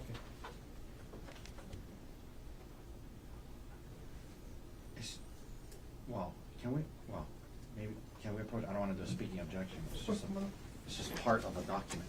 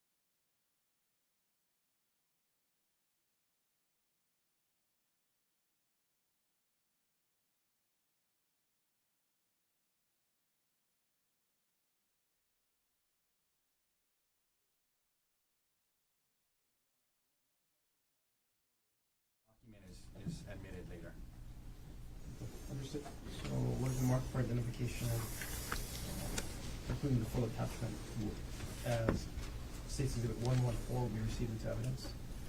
Okay, Detective Numa will retrieve that exhibit from you, and we'll come back later with everything. Okay. Okay. All right. So I'm going to retrieve from you 114, and I'll approach with States 115.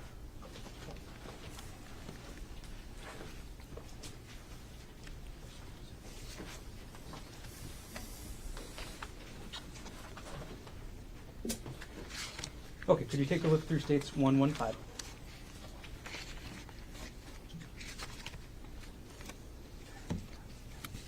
Yes. Okay, do you recognize what this is? Yes. Okay, and what is this? So this is an artifact from the user of this device accessing appears to be a backup server via internet. Okay. And which user are we talking about? It's under user G Konig. Okay. And is this artifacts that are generated automatically by the computer with user activity on the computer? Yes. Okay. When you were looking, or when you were executing your search warrant on this device, did you actually have access to the underlying documents that the user was accessing, as indicated by the metadata in this exhibit? For this particular one, no. Okay. And could you explain what you meant by a backup? Okay, so backup. So this program is called Mimeo, MEMEO. So it's an online backup server. It backups your files and folders, as I was explained to you earlier. It's like a iCloud or Google Drive, something very similar to that Okay. degree. And is this exhibit a true and accurate copy of the metadata regarding the user G Konig's access to this backup that you found in this case on item 48, the laptop? Excluding the highlight, yes. Okay. At this point, the state moves to enter Exhibit 115 into evidence. Mr. Otake. No objection. The mark for identification as States Exhibit 115 is received into evidence. Okay, Detective Inuma, we're going to put States 115 on the screen. Could you explain to us what you meant by, or could you show to us in the second line what user is conducting this conducting this activity, Yeah, so the user is G Konig, right over here. and what date and time is the user conducting this activity? It was accessed on January 9th, 2025 at 9:10 p.m. Okay, and are you able to tell which computer application the user is accessing this from? So it was accessing through the Internet Explorer, the Edge. And could you explain to us the URL that we're looking at the top? Yes, so this is the file path for the URL. So this is the backup server that takes you directly to the Mimeo company. Okay, and then what is after the backup server? Yes, so after the backup server, so if you look further down, so this user access an account belonging to Ari, look into a folder called Documents, and under a subfolder called Divorce, and access this file named notes.docs. Okay, and are you able to determine which user's backup data this was? Was it G Konig's backup data? No, it appears, based on the URL, it appears to be the username for Ari. Okay. And this is a docs, docx, that's a Word document file. Got it. All right, we'll move on to page 2, Detective. Could you explain to us what this page of the exhibit shows? Okay, so this one is similar to the last one. So this was access to the Internet Explorer, the Edge. This was accessed on January 9th, 2025 at 9:14 p.m. And then it's the same, so the user is G Konig, and they access the Mimeo server, backup server, and access an account belonging to a person or username Ari, went into the download folder, and then access the complaint for absolute divorce document. It's a Word document. Can you tell from the URL when the backup date was? So when these files were actually uploaded? So there's dates on there, but I wouldn't know for sure unless I reach out to the company to verify what these dates particular means. Okay. And our last page of this exhibit, could you explain what we're seeing on this one? Yeah, so this one, it was also used by the Internet Explorer under the Edge. This was accessed on January 9, 2025 at 9:15 p.m. And then the user, G. Konig, went access the Mimeo backup server, accessing the user account for Airy, went into the download folder, and then viewed the Rosen divorce PDF file. Okay. I'm going to take the exhibit down, Detective, and I will retrieve the exhibit from you as I bring up to you State's Exhibit 116, showing to defense counsel.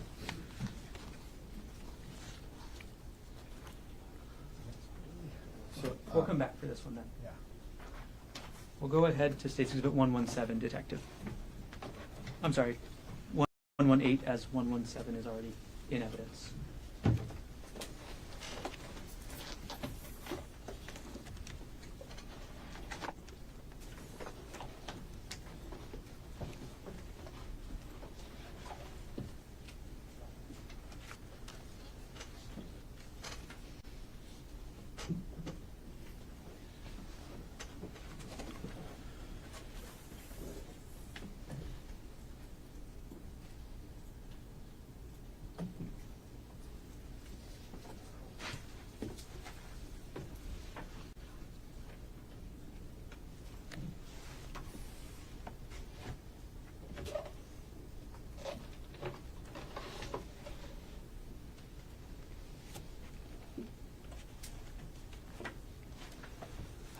I apologize, Detective. Now I have 118. I will show its defense and bring it to you. Thank you.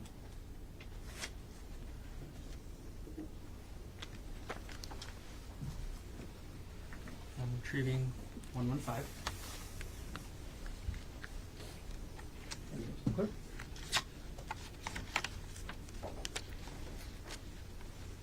Okay, Detective Anuma, could you take a look through State's Exhibit 118 and let us know when you're done?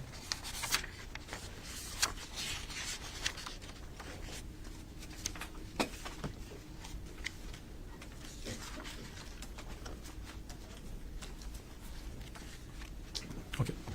Okay, do you recognize what I've handed you? Yes. Okay, and what is this? So this is an email file that was sent to an individual under the username G. Konig. Okay, who was the, you said this is an email file. Are there any attachments to it? Yes. Okay, and are those attachments included in the exhibit? Yes.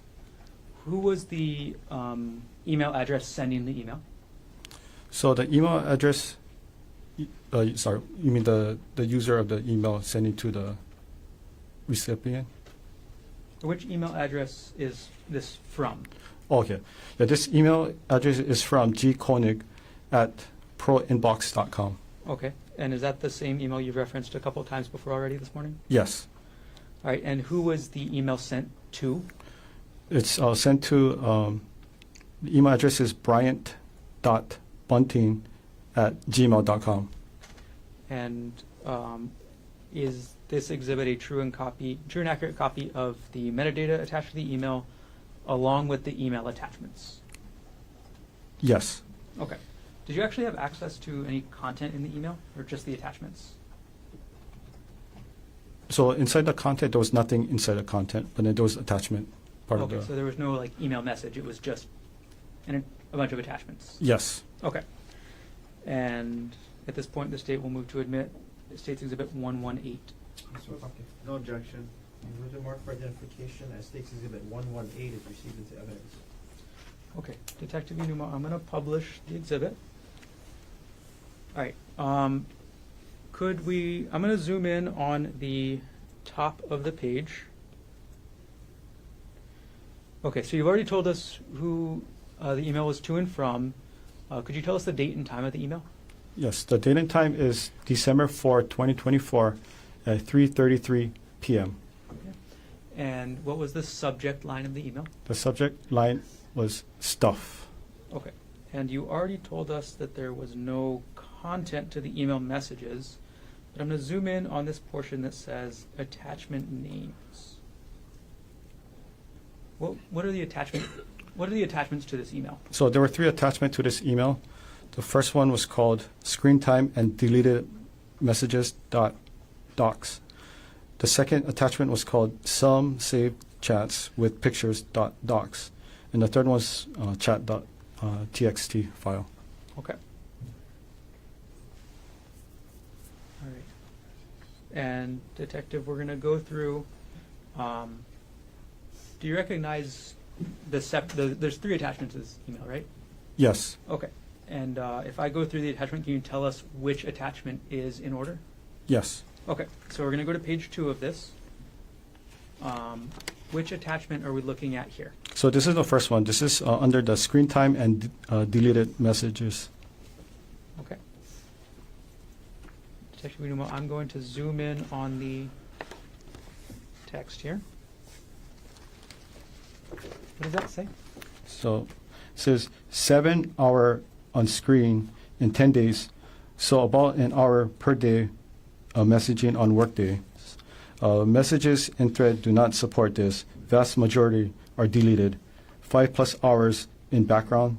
Phone calls, ? Okay, I'm going to take that down. Okay, detective, we're going to move on to the next page. I'm sorry,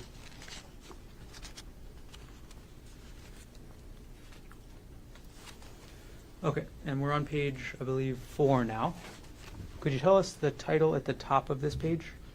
The title is called Deleted Messages from Sunday or Sun 12-1, parenthesis, all deleted. Okay, we're going to keep moving forward, detective. And now we're on page 6, I believe. Are we still in that first attachment, the one you mentioned earlier? Yes, still under the first attachment. Okay. Let me take it down for just a second, detective. And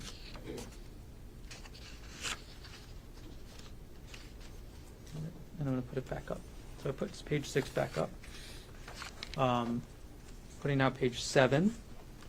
Could you let us know when we get to the next document that's been attached to this email? Yes.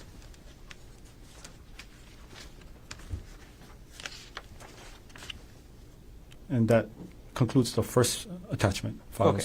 What's the name of the second attachment? The second one is called Some Saved Chats with pics or pictures docs. Okay. And we're at page 11 now. Is this the first page of that document? Yes. Okay. We're going to scroll through, detective.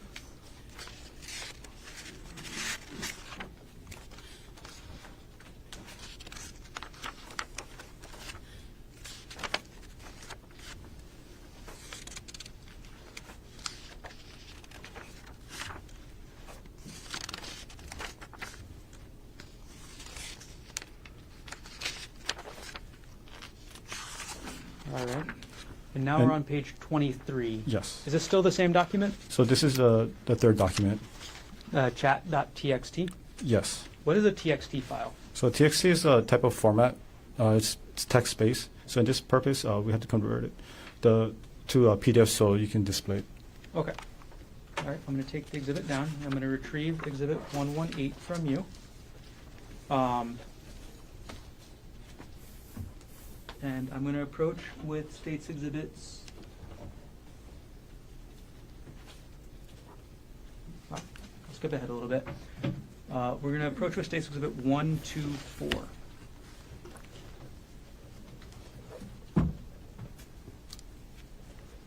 I'm sorry, 1, 2, 2. Here's states exhibit 1, 2, 2. I'm retrieving states 118. Could you take a look at states 1, 2, 2, detective?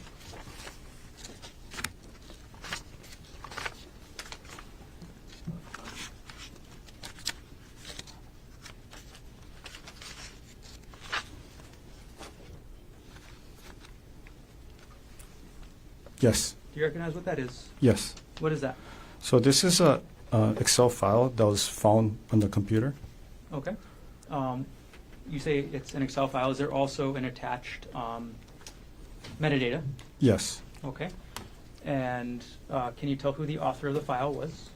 Yes, the author is Gerhardt Konig. And is the entire sorry. And when was this file last, or what's the file name that we're talking about here? The file name is _chat, parenthesis work phone, parenthesis dot XLSX Okay. file. Is this exhibit a true and accurate copy of the metadata along with the XLS, or the file that was attached to this? Yes, minus the highlighted portion. And then this was converted from an Excel file to a PDF. I see. Okay. At this point, the state will move to introduce states 1, 2, 2 into evidence. Mr. Otake. No objection. Will the mark for identification as States Exhibit 122 is received? Okay, Detective Inuma, I'm going to put the metadata page for states 1, 2, 2 on the screen. I apologize, the screen is now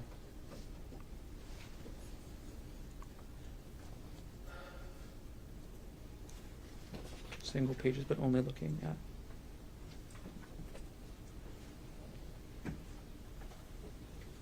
I apologize. All right, I'm going to put states 1, 2, 2 on the screen at page 1. Okay. Can you tell us when this file, this chat work phone file, was last accessed? It was last accessed on January 3rd, 2025 at 2:01 p.m. And could you explain to us the file path to find this document? Okay, so this one is under the user G-Pony. It's in the Dropbox application. In the active projects, under the folder, new folder, and that's where you find the Excel file. And could you tell us, or does the metadata tell you when this file was created? Yes, Okay, and when was that? it was created on December 24, 2024 at 12:49 p.m. Okay. And going through the rest of the document, is it, what does it contain? So it contained a chat messages between Jeff Miller and Ariel Konig. Okay. I'm going to go ahead and move us along to States Exhibit 133 now, Detective. I'm going to approach you with that exhibit, and it's shown to defense. 1, 3, 3, huh? 1, 2, 3. Oh, sorry, 2, 3. Okay, and I'm going to approach with States 1, 2, 3, Detective.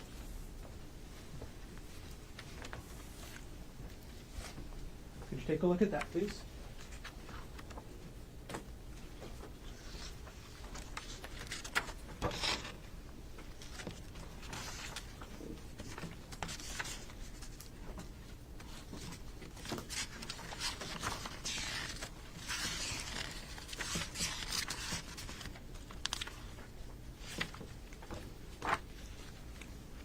Yes. Detective, do you recognize what that is? Yes. Okay, what is that?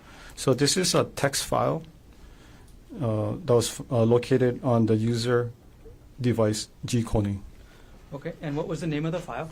The file name was _chat, parenthesis, pers, phone, parenthesis, .txt file. Okay, and Detective Inuma, I know we just did States 1, 2, 2, which was chat work phone. Mhm. What is contained in chat purse phone? So it also contains text messages between Jeff Miller and Ariel Konig. All right, and for the exhibit that you have up there with you, States 1, 2, 3, is there both the metadata attached to the user activity with regards to this file as well as the file? Yes. Is that a true and accurate copy of the metadata that you saw on the software along with the file? Yes. At this point, the state moves exhibit 1, 2, 3 into evidence. Mr. Otake. No objection.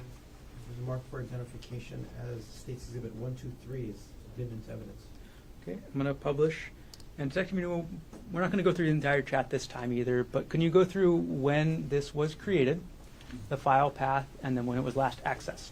Yes, okay. So it was created on December, right here, December 8, 2024 at 3:18 p.m. And then this is the file path to retrieve the document. So this is the user G. Konig. It was in the Dropbox application under the folder active projects subfolder, and then this is where we're able to recover the document. Okay. And when was the document last accessed by the user?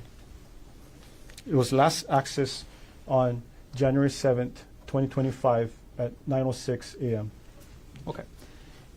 And then again, you said that the attached file is the messages. Yes. Okay. We'll keep moving, Detective. I'm going to retrieve Exhibit 123 from you, and I'm going to approach with Exhibit 124.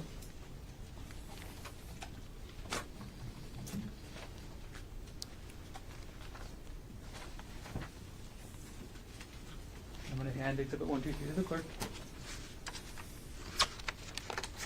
Okay, Detective, could you look through State's Exhibit 124 for us, please?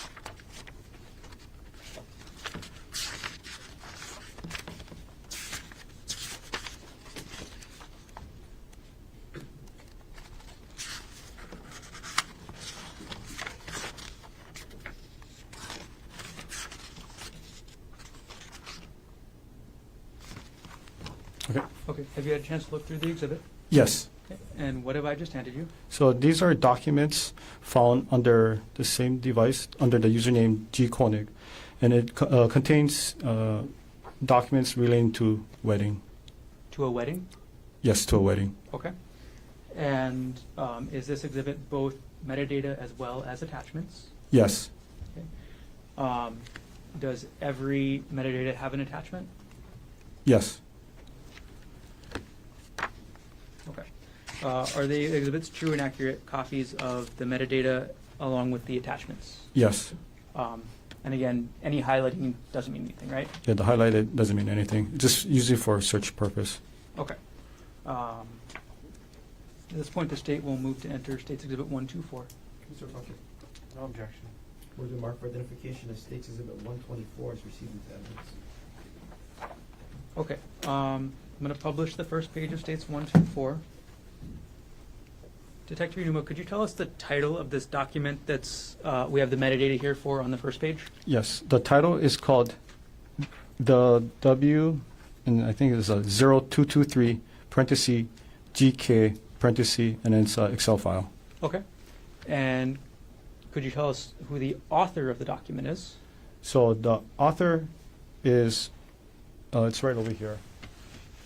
Worth and AI, or right over here. Okay. Could you tell us who the last author is? The last author is Gerhardt Konig. Okay. And could you tell us the last modified date? The last modified date is right over here. February 23rd, 2018 at 6:18 a.m. Okay. And then could you tell us when, I'm sorry, I'm going to have you keep pointing, when this Excel spreadsheet was last viewed by the user on this laptop? Yes, so it was last accessed on December 30, 2024 at 7:29 p.m. Okay. And with regards to this spreadsheet, what's in the spreadsheet? So in the spreadsheet, it's like an Excel spreadsheet. So it has multiple tabs. It talks about who's going to be the guest list, what type of floor, the venue, everything you see on wedding planning. Okay. I'm going to move forward, Detective, to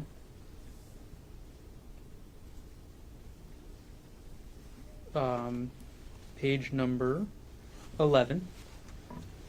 All right. Detective, could you tell us what the document in this is? So the document name is the W0225 parenthesis GK parenthesis, and it's a Excel file. Okay. Is this the same Excel file as the one that we just talked about? It's not the exact same, but it's very similar. Okay. When was this file last accessed? It was last accessed on January 22, 2025 at 6:25 a.m. Okay.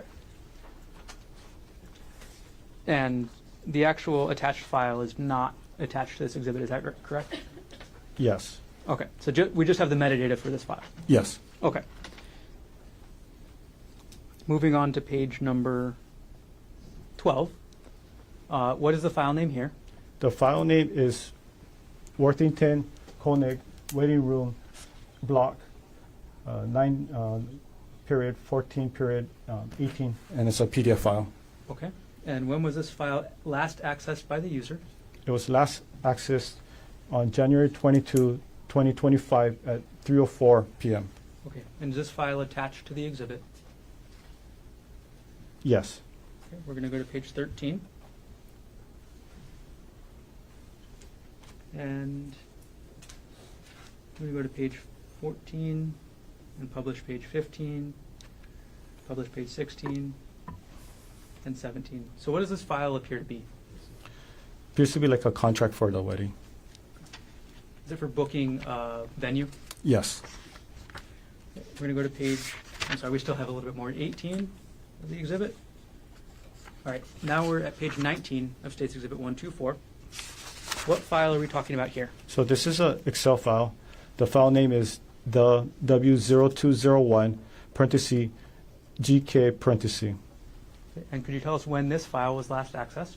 It was last accessed on February 24, 2025 at 6:16 a.m. Okay. And is the actual spreadsheet attached to this exhibit? No. Okay, is this the same spreadsheet that we were talking about earlier with the other similar numbers? Yeah, so when I was looking at everyone, it appears to be very similar. Just certain numbers were different. Okay. Publishing page number 20. All right. And sorry, I'm going to just keep us moving as much as we can, Detective. Okay. We're going to go to 21. Essentially, are all these pages of this exhibit related to a wedding? Yes. And the wedding between Gerhardt Konig and Ariel Konig, correct? Yes. Okay. We'll pause this exhibit for now, and we'll move on to the next one, Detective. I'm going to approach with State's Exhibit 125.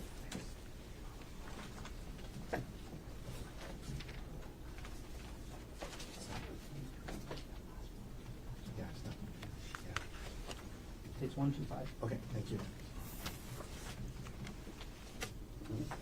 Okay, I'm going to approach with States 125 and retrieve 124.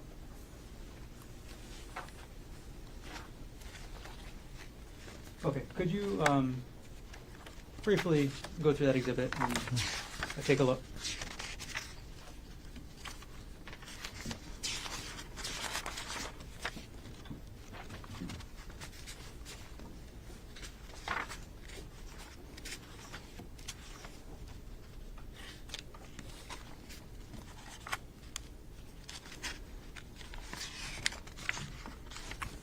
Yes.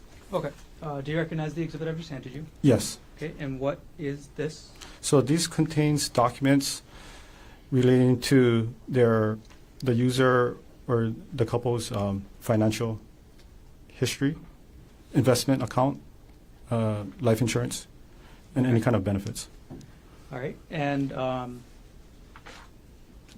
do you in this exhibit have both the metadata along with the attached files? Yes. And is this exhibit a true and accurate copy of the metadata along with attached files that you viewed on item number 48, the laptop you examined in this case? Yes. At this point, the state moves exhibit 125 into evidence. Mr. Otake. No objection. Who's been marked for identification as State Exhibit 125 is received. Okay, Detective Inuma, I'm going to try and move us forward a little bit in this. So we're going to just do a couple pages from this exhibit. So we're going to start with page 1. Could you tell us what the file name is here? So the file name is Westinghouse 2022. It's on January 31st, and it's a PDF file. Okay. Can you tell us when this file was last accessed? It was last accessed on December 15th, 2024 at 8:17 a.m. Okay. And could you tell us the file path to get there?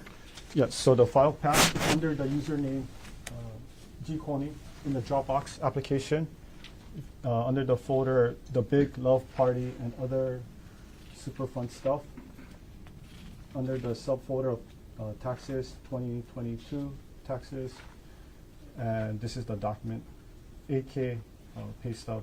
Sorry, this is the folder, and then this is the actual document. So the actual document is Westinghouse 2022-1-31. Yes. And the folder that document is in is called AK Pay Stubs. Yes. All right. We're going to go to page 2 of the exhibit. Is this the actual document that that page is referring to? Yes. Okay. And is this a pay stub? Yes. Right.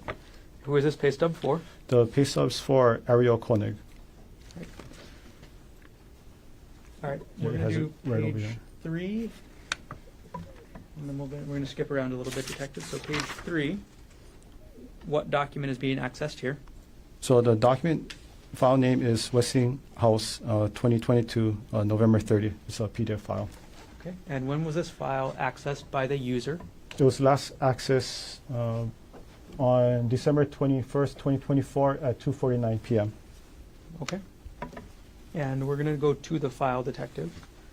Who is this, or what does this file show? So this appears to be some kind of investment file for Ariel Konig. Okay. We're going to skip ahead a couple pages, detective.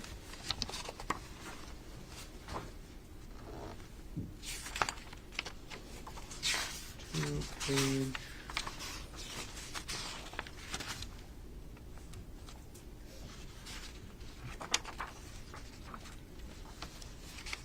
We're going to skip ahead to page 11, if we could.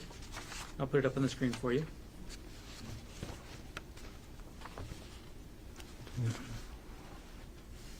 Okay, detective, Okay. what is the file name that we're looking at here?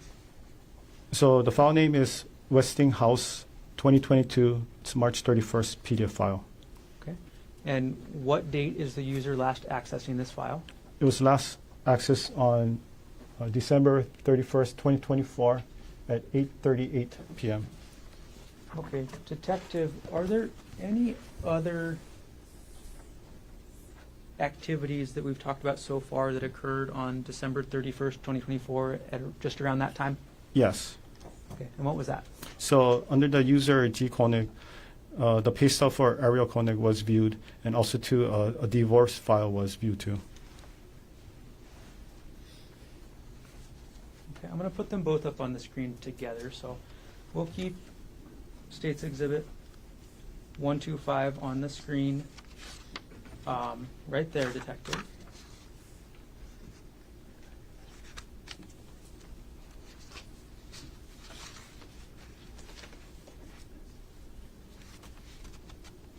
And we're going to put States 113 on the right side of the screen.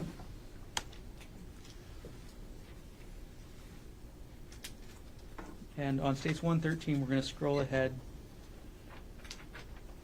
to page 2. All right. Is these the two activities that are happening at the same time or a similar time, detective? Yes. Okay. So on the left side, we have States 125. And what is the file for that one again? The one on the left is Westinghouse 2022. It's on March 31st PDF file. Okay. And on the right side, what file is that again? Okay, I got it. So the file name is PK Chase SW 2016-01 statement PDF, and it's a PDF file. Okay. And got it. All right, I'm going to take both photos down.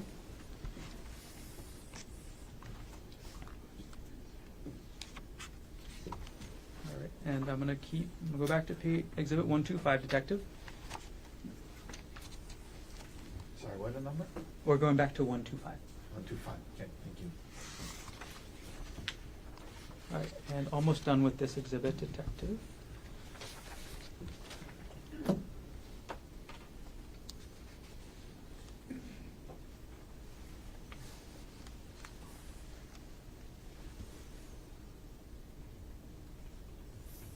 Okay, I'm going to publish page number 24 of this exhibit. Detective, what is the file name we're looking at on page 24? The file name is 2018-04 Wealth Front Statement. It's a PDF file. Okay. Is the PDF file attached to this exhibit? Yes. When did the user of this, when did the user G. Konig on this laptop last access this file? It was last accessed on March 14th, 2025 at 3:46 p.m. Okay, we're going to go to page 25. What does this file, or what does this file appear to be? Appears to be like a personal account for the user or the person, Ariel Worthington. This is an account statement for Ariel Worthington? Yes. Okay. All right. And then last pages for this exhibit, Detective, page number 36. I'm sorry, we'll skip that. Okay, I'm going to retrieve that exhibit from you, Detective. And we have got time for one more before lunch.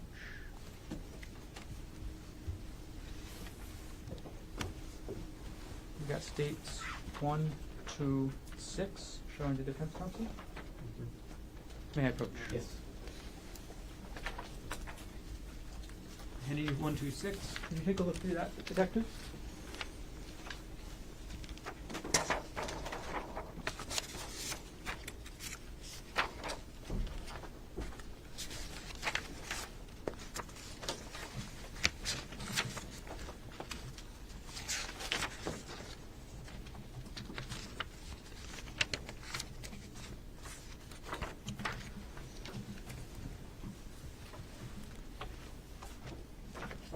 Yes. Do you recognize what that is? Yes. All right, what is that? So this is a PDF file containing information about retirement. Okay. And is this exhibit both the metadata as well as portions of the attached file? Yes. Okay. And all right, is this a true and accurate copy of the metadata as well as the portions of the file that you found on the laptop during your examination in this case? Yes, and I think one part was the highlighted, but you just got to remove the highlight. Okay. At this point, the state will move to enter 126 into evidence. Okay. No objection. Furthermore, for identification, the states exhibit 126 is received. Okay. And we'll hold off on publishing for now. And Detective Inuma, our last one for now will be states 127. So I'm going to approach with 127.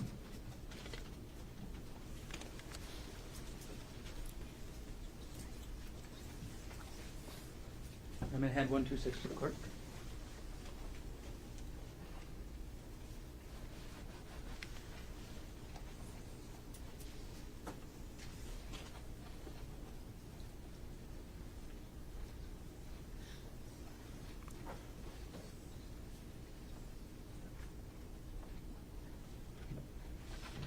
Okay, Detective, do you recognize what I just handed you? Yes. Okay, what is this? So this was a PDF file that was found on the user G. Konig under the Dropbox. This is basically the intake form for a marriage counselor and family therapy service. And when is the date on this document? The date on this document is January 29, 2025. Is this exhibit just the document, or is it document and the metadata? So for this one, it's just the document. And where did you find this document on the computer? So that was the one I mentioned earlier. So it was under the username G. Konig, under the Dropbox. Okay. Does the document itself indicate who prepared the document? So at the last, let me double check. Yeah, so on the last page, it's electronically typed as Gerhardt Konig. Okay. It was dated on January 29, 2025. Okay. Are there any redactions from this document? There's one redaction. And what is that? It's the last four of the social security number. Okay. Other than that, redactions, is this document a true and accurate copy of the document that you found on the laptop pursuant to your investigation? Yes. Okay. At this point, we'll move States Exhibit 127 into evidence. Mr. Otake. 1 second, Mr. Garden. Yes. So just to be clear, I'm sorry. There's- Again, you don't need to bring it up, but as long as it's, okay, no objection. What has been marked for identification as States Exhibit 127 is recalled. Okay. And So Garner, this is a good time for a break. this is a great time for a break. So ladies and gentlemen, another long stretch. Take our lunch break. Leave your notebooks on your chair. Same 3 rules. We're talking a bit about this case. Keep an open mind. We're not trying to learn about this case outside of the courtroom. Have you come back at 1:30? Slightly longer lunch. Okay. Enjoy your lunch. See you at 1:30. All right.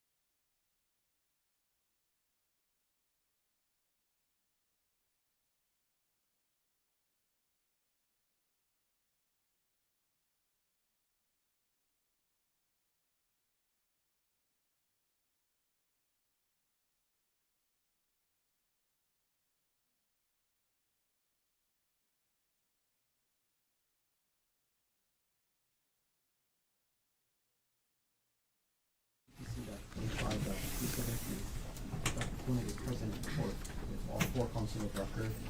All jurors are back in the courtroom. Detective Inuma is on the stand, still under oath. Mr. Gunner, whenever you're ready, you may continue on with your direct examination. I apologize, I'll just take a moment.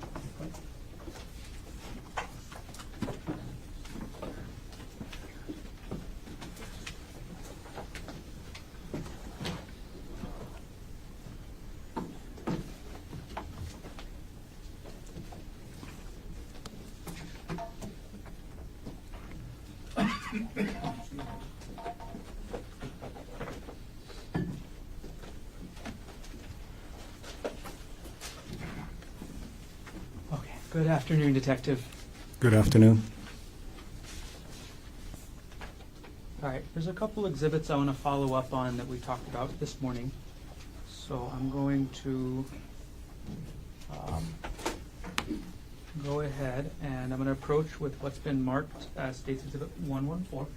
Thank you. Go into defense. May I approach? Yes, please. Okay. This one. Oh, and I'll remove State's Exhibit 127 and hand that to the clerk.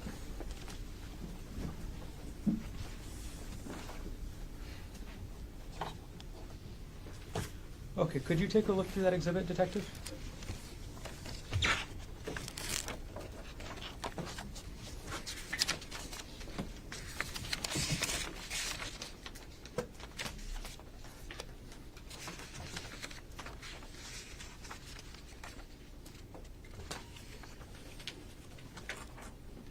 Yes. Okay. And could you let us know what the exhibit is? So the exhibit is a Microsoft Word document, and then this is the one we were talking earlier, which is the file name. It's a 2018 taxes gknotes.docs. Okay. And is this both the metadata as well as the actual document? Yes. Okay. Is this a true and accurate copy of the metadata? Yes. And is this a true and accurate copy of the actual document? Yes. And this is what you found, again, looking at item number 42, the laptop in this case. Yes.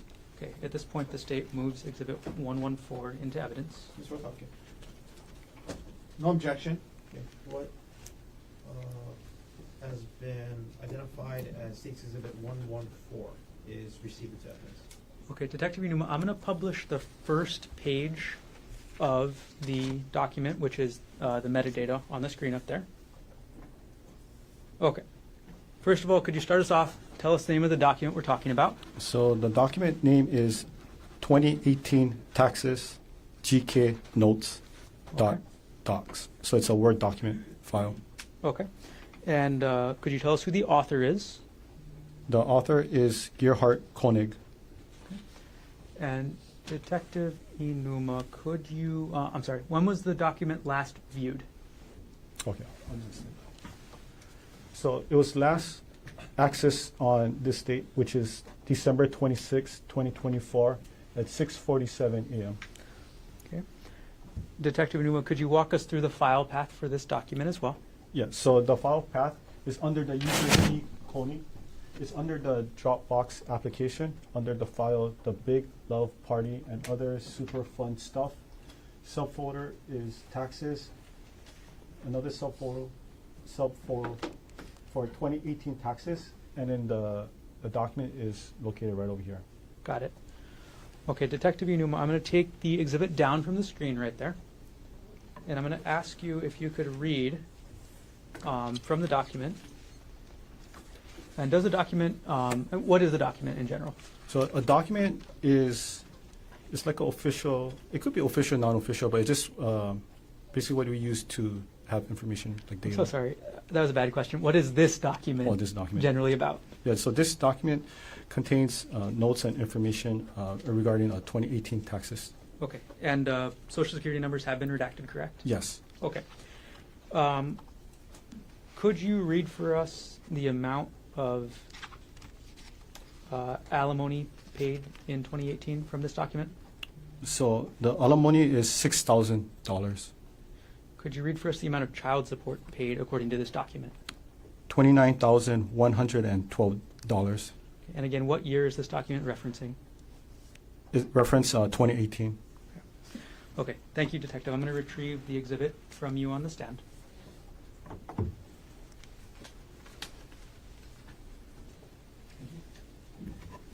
And the next exhibit I'm going to hand you is going to be State's Exhibit 124.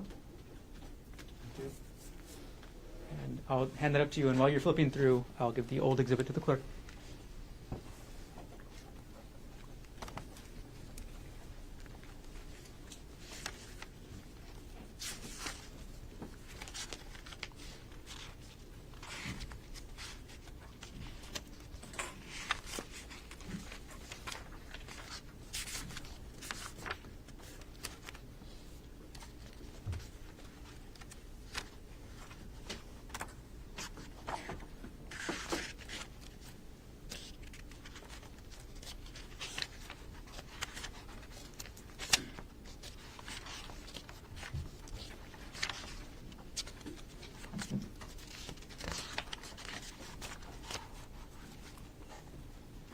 Yes.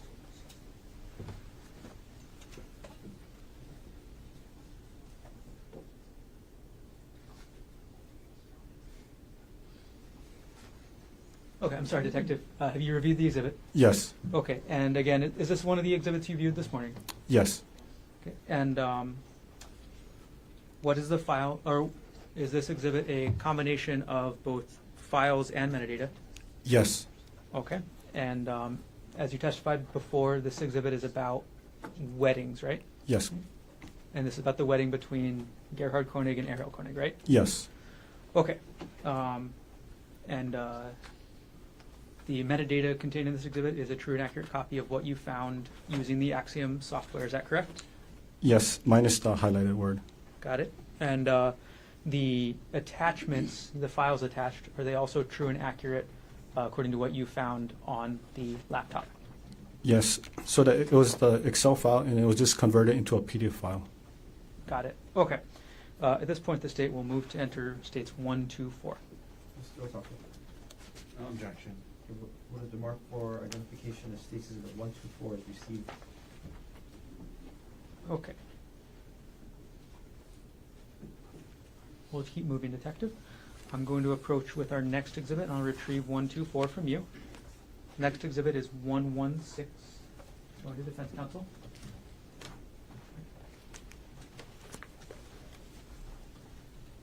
I'm retrieving 124. That's a big stack of papers I gave you. Can you just thumb through it real quick?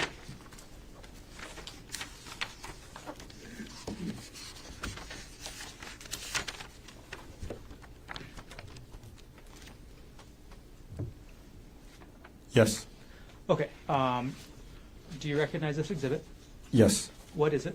So this is a Word document that was located under username G Konig. The title is called GK Action Items Daily, parenthesis 2018 to 2021, and it's a docs file. So it's a Word document. Okay, so it's a Word document. Can you tell from the metadata who the author is? Yes. The author is Gerhardt Konig. Okay, and could you tell us, I'm sorry, when the file was last accessed? It was last accessed on December 3rd, 2024 at 2:36 p.m. Okay.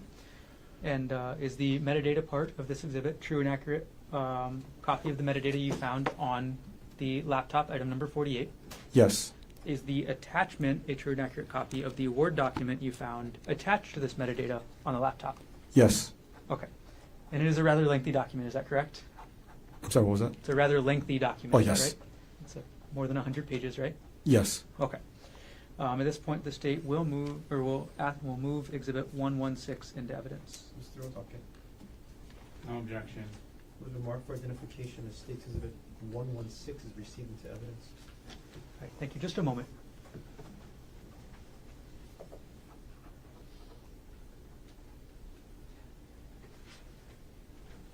Okay, thank you, Detective. Just a couple more to go. I'm going to go and retrieve Exhibit 116 from you, and I'm going to hand you what's been marked as States Exhibits 119 120 and 121, okay? Yes. Okay.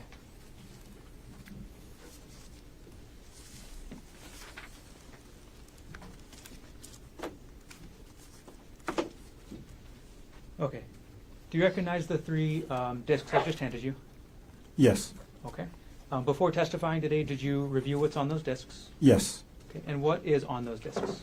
So it contains a zip file. So basically a bunch of files combined together and placed in a zip file. So a zip file is like a container. You put everything inside and you zip it up, and it decompresses and allows it to be sent via email. Okay. And is there also metadata contained on those discs? Yes. Okay.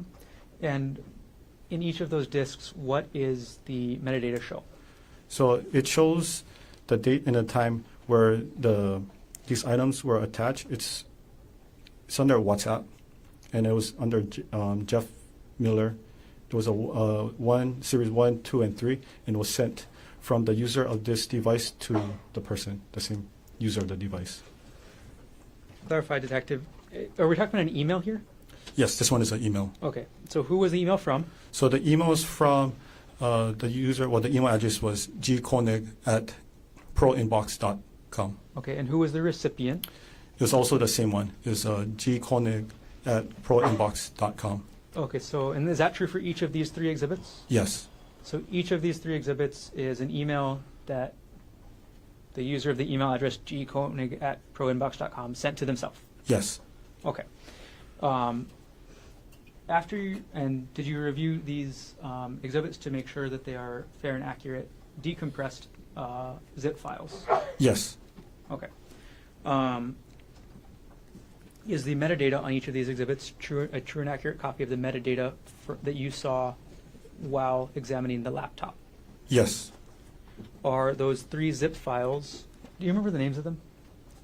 I know it was WhatsApp, and then it was Jeff, and then it was a one, and then there's a zip. It's a zip file. Okay. I mean, I don't know like offhand the accuracy of the file name, but then there was a WhatsApp Jeff 2, and then there's a WhatsApp Jeff 3, and they're all zip files. Okay.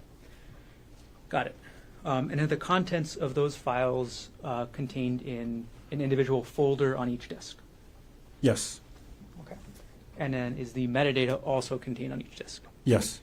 After you reviewed the disks, did you sign and date them? Yes. Okay. And at this point, the state moves Exhibit 119, 120, and 121 into evidence. Mr. Otake. No objection. It would have been marked for identification as states exhibits 119, 120, and 121 will be received. Okay. Detective Inuma, I'm quickly just going to publish the metadata for each of those exhibits, okay? So Yes. we're going to start with Exhibit 119, and I'm going to publish the metadata that's contained on that exhibit. All right.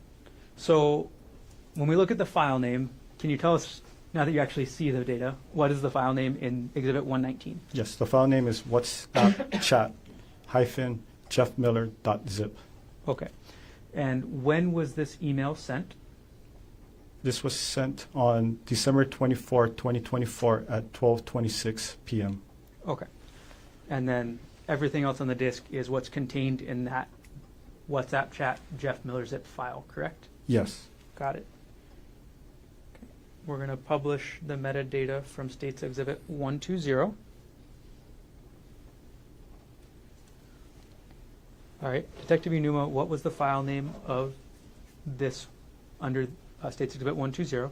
So the file name is WhatsApp chat -jeffmiller2.zip. Okay. And can you tell us when this email was sent? Yes, it was sent on December 24, 2024 at 12:20 p.m. Okay. And we'll move on, Detective, to the metadata from States Exhibit 121. All right, could you tell us what the file name is for this? Yes, the file name is WhatsApp chat -jeffmiller3.zip. Okay. And can you tell us which date this email was sent? It was sent on December 24, 2024 at 12:20 p.m. Okay. I'm going to take the exhibit down.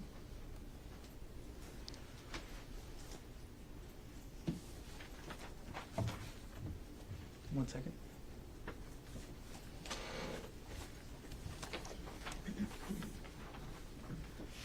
Okay, Detective, thank you for answering my questions. I have no further questions. Did your examination of the laptop take place in the city and county of Honolulu, state of Hawaii? Yes. Okay. No further questions for me at this time. Can I have 114, please? I'm sorry. Do you have it? No, thank you. Do you have 114? Thank you. Whenever you're ready with cross-examination, Mr. Rolla. Thank you, Your Honor.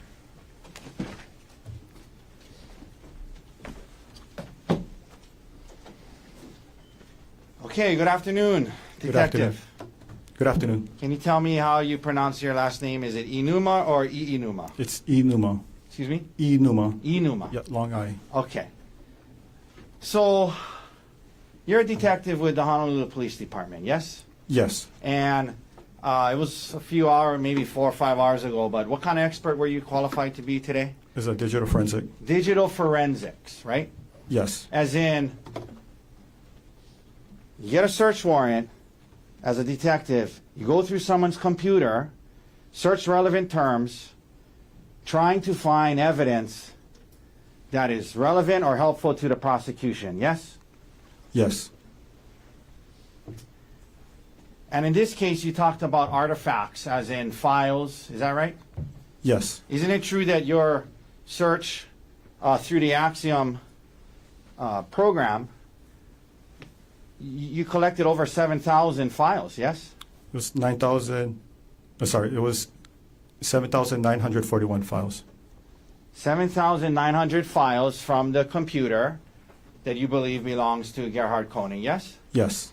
And then of those 7,900 something files, you sifted through it looking for the ones that you believe would be the most relevant to the prosecution, correct? Yes.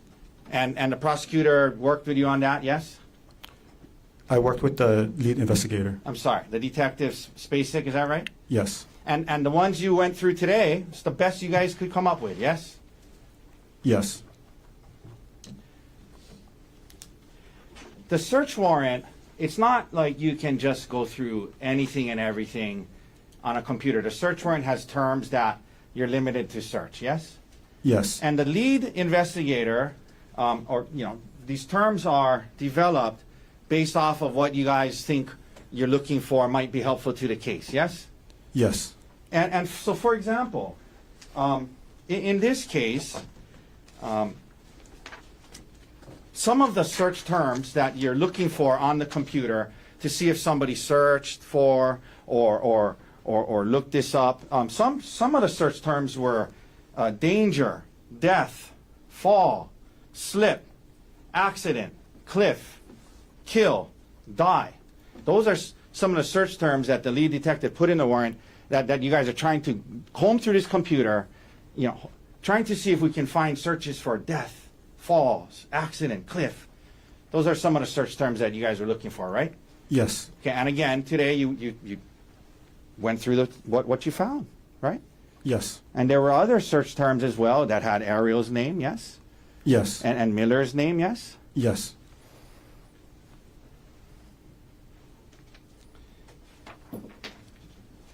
And because the idea is you're looking through a computer, maybe somebody searched, hikes that people fell off and died on before. That's the kind of stuff you're looking for, right? Yes. Another group of search terms that was included in the warrant detective were syringe, vial, undetectable, incapacitate. Those are some of the search terms that you guys thought, let's go look through this computer and see if we can find stuff related to that, correct? Yes. One of the search terms, detective, was hike, right? Yes. And as you indicated, between February 28th, 2025 and March 4th, 2025, there was about, you went through some searches about hikes, correct? Yes. And if we could pull up Exhibit 110, please. Okay. So if we could, Mr. Dirks, if you could zoom in on this top 3 or 4 up there, please. Okay. Did it get bigger or? Yes. I One cannot see second. it. Is there a way can you make that bigger? Yeah, thank you. Okay. Okay, it's all right. So some of the searches said Maui hikes, Oahu Spring Trail, Hale Maui Trail. So there were searches related to Maui hikes as well. Yes. Yes. And are you aware that Dr. Konig would go on hikes with his son on Maui often? No. Were you aware that he would go on hikes with his wife and family on Maui? No. And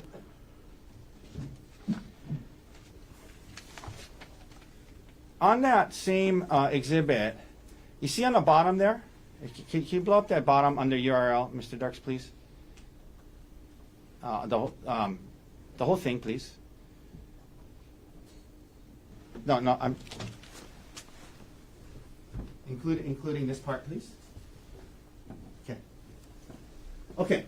So this is from your search, some of the searches that was done on hikes, correct? Yes. And so, for example, best hikes on Oahu was searched, right? Yes. 10 best trails and hikes on Oahu came up, yeah? Yes. Easy hike on Oahu came up, yes? Yes. Top 10 easy hikes for everyone, yes? Yes. 35 hikes on Oahu, yes? Yes. Palipuka hike on Oahu, yes? Yes. Wili Wili Nui Ridge Trail hike on Oahu, right? That was something that came up. Yes. And difficult hikes on Oahu. Those were what you found when you're looking up what he searched about hikes, right? Yes. There was nothing about most dangerous trails on Oahu that you found, correct? In this part. In this part, yes. Okay.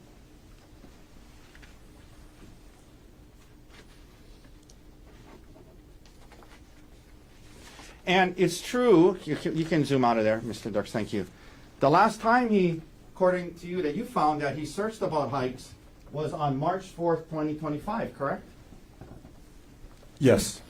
And you understand the incident in this case was on March 24th, 2025, yes? Yes. Okay.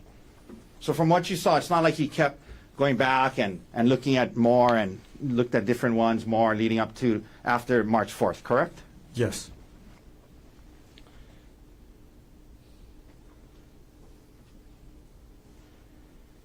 Now, if somebody wanted to go on a hike on Oahu, they might search for hikes, right?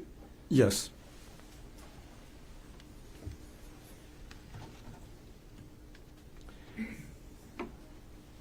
Detective, we went through Exhibit 105, if we could pull up 105.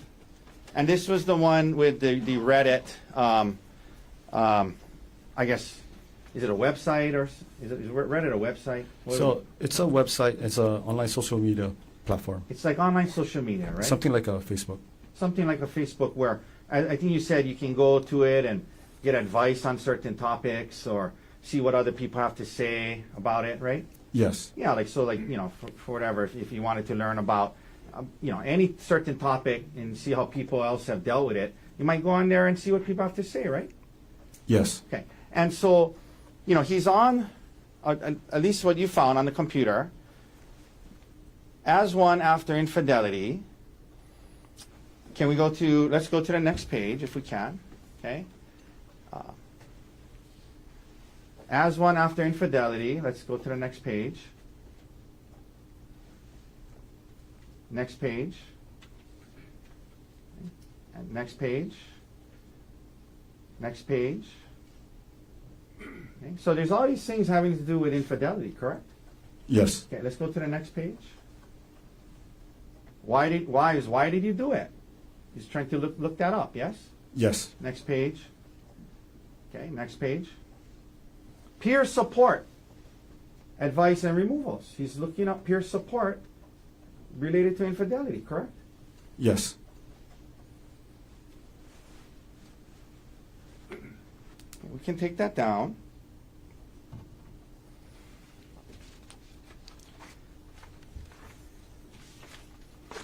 The term DARVO, you mentioned, can you tell us what that, your understanding of what that means? Yes. So, from my understanding from reading, Reddit and then Google Yeah, search. what does it stand for? So, deny, attack, reverse, victim, offender. So it's from my understanding, it was as an abuser, you're trying to avoid accountability.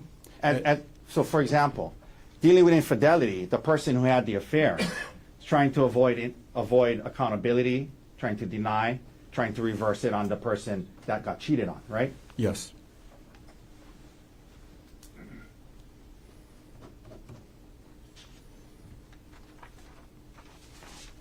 Could we pull up 113, please? So you brought up this exhibit, and you said that it's in the Dropbox, and it's part of, I guess you said a file divorce, and then hearing support, and then there's sub-files going all the way down to Bank of America Amex statement, correct? Yes. And that's the file name that was open. Bank of America Amex statement, right? Yes. It's a credit card statement, right? Yes. That happened to be in this chain of files, right? This was in there, right? Yes. But at least from what you pulled it, I mean, it was a credit card statement he was looking at, right? Yes.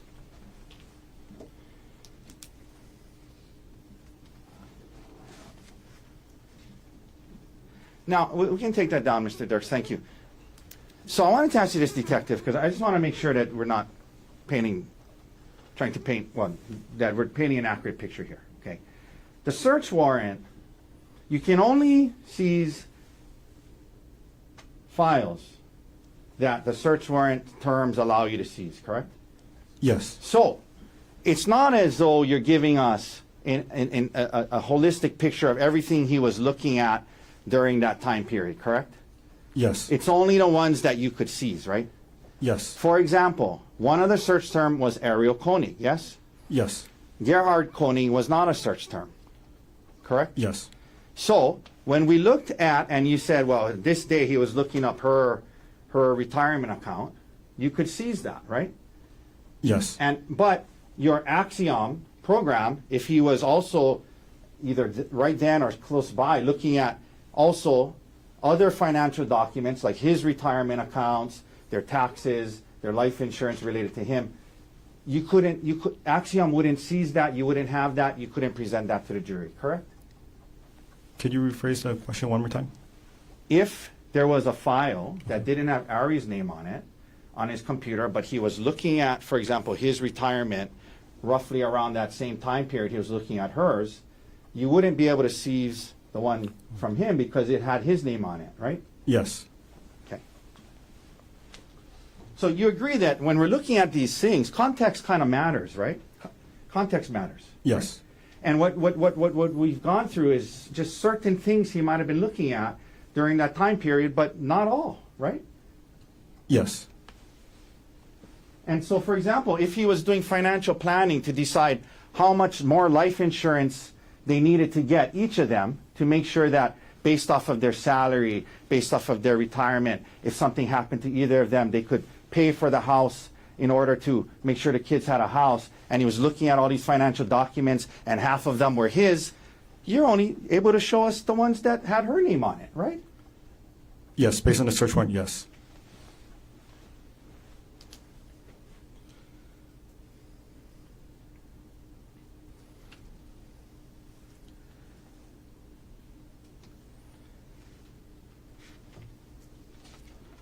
Could we pull up 114, please? Oh, I'm sorry. I think, is that the one I grabbed? I think that's the one I grabbed. Actually, it's not put, because, yeah. So 114, may I approach? Yes. Detective, 114 was the document entitled 2018 Taxes for Gerhardt and Gerhardt Konig, right? Yes. And there are, it's multiple pages long, right? Yes. And it has multiple sections to it, correct? Yes. It talks about when they were married. It has their plug-in electric vehicle and their tax credit from that, yes? Yes. It has the refinancing and of the principal residence. It has information about the principal residence and the refinancing, correct? Yes. It had charitable contributions and how much they donated to charity that year, right? Yes. It has his income on it, right?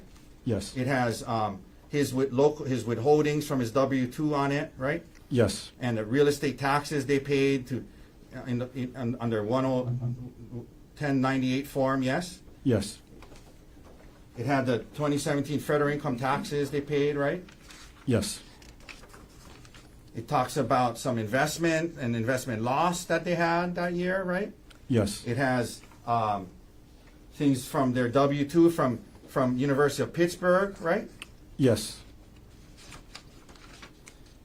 And then it has information about Gerhardt Konig on there, about, again, the principal residence, home mortgage interest, education information, healthcare information. Has all of that in this document, right? Yes. And out of this whole document, you're only asked about the part that where how much alimony and child support was paid that year, right? Yes. Okay, but there's a lot more other information on here, right? Yes. You don't know what information on here he was looking at when he pulled this up on his computer, do you? That's correct.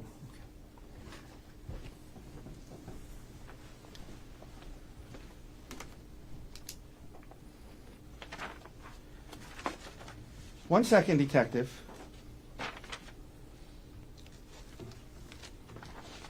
You also were only able to search for, because of a search warrant, and it's not your fault, it's just what the search warrant allowed, for a specific time, right?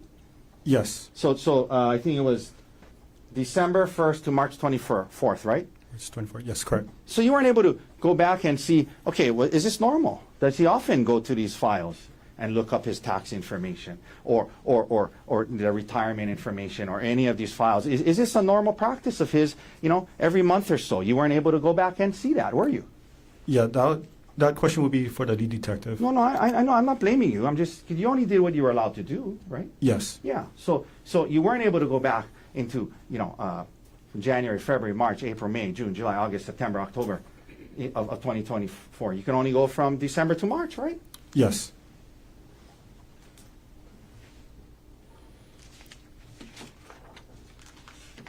One second, might be almost done.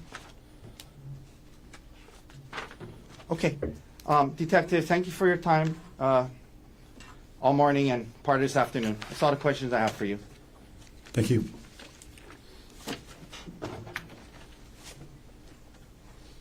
Thank you. Mr. Gardner, any redirect? Briefly, go ahead. Okay, Detective Inuma, you were asked about the date range for when you saw the user G. Konig searching for hike information, correct? Yes. Okay, and that date range you asked about was February 28th through March 4th, is that right? Yes. That's 5 days, right? Yes. Other than those 5 days, in the approximately 4 months that you looked through the laptop with the user Gerhardt Konig, other than those 5 days, was there any other research about hiking that you found? Not that I recall.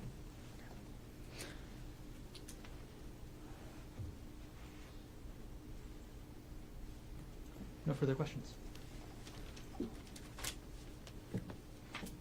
So it's okay, any recross based on what was asked in the No, thank you, detective. detective, thanks for being here. Okay, thank you. Watch that step. You can leave everything out there. Thank you. Mr. Gardner, state's next witness. The state calls Emil Konig. Before we call, can I remove the exhibits from the witness stand? Please.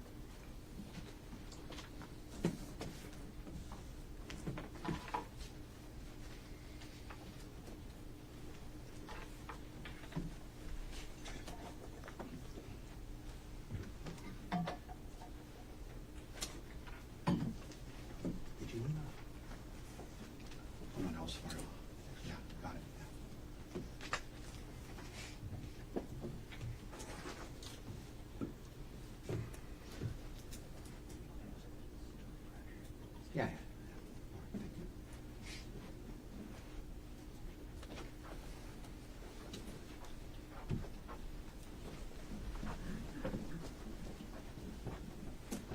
Can you raise your right hand, please?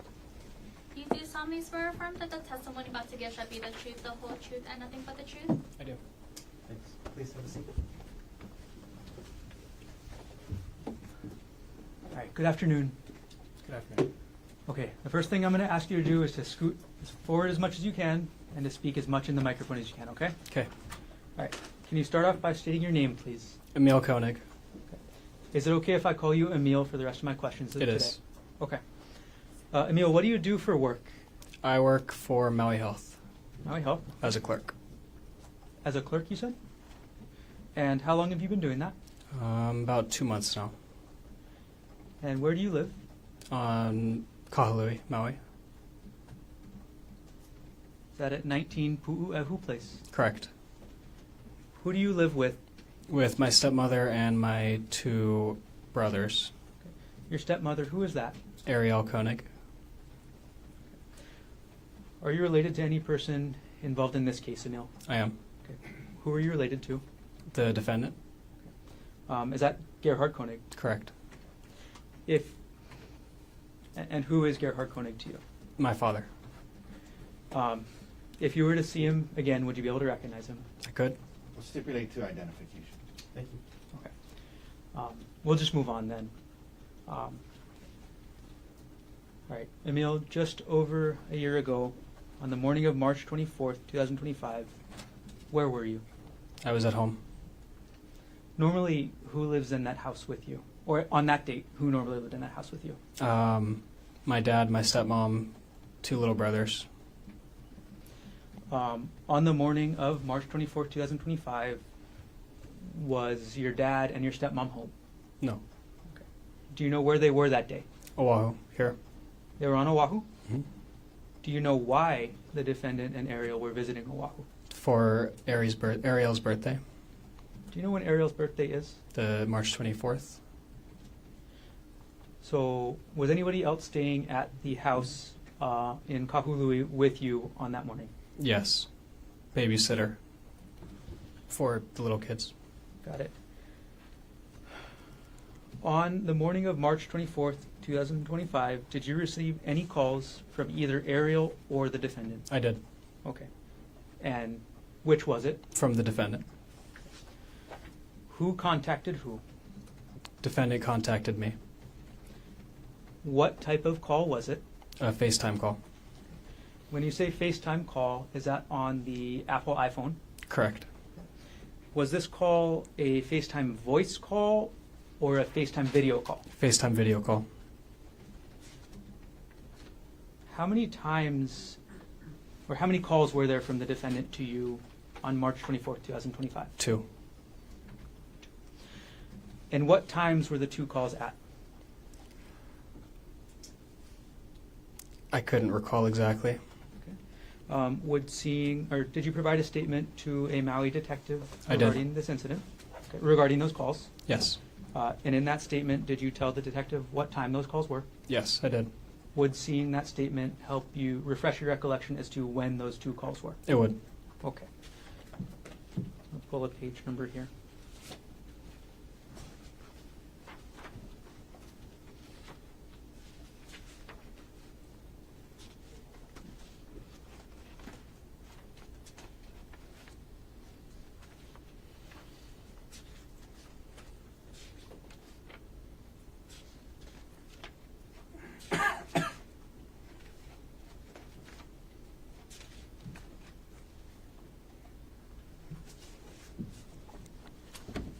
Okay, I'm going to approach with what's been marked as State's Exhibit 170. Lines, sorry, page number 3 and page number 4. Okay, may I approach? Please.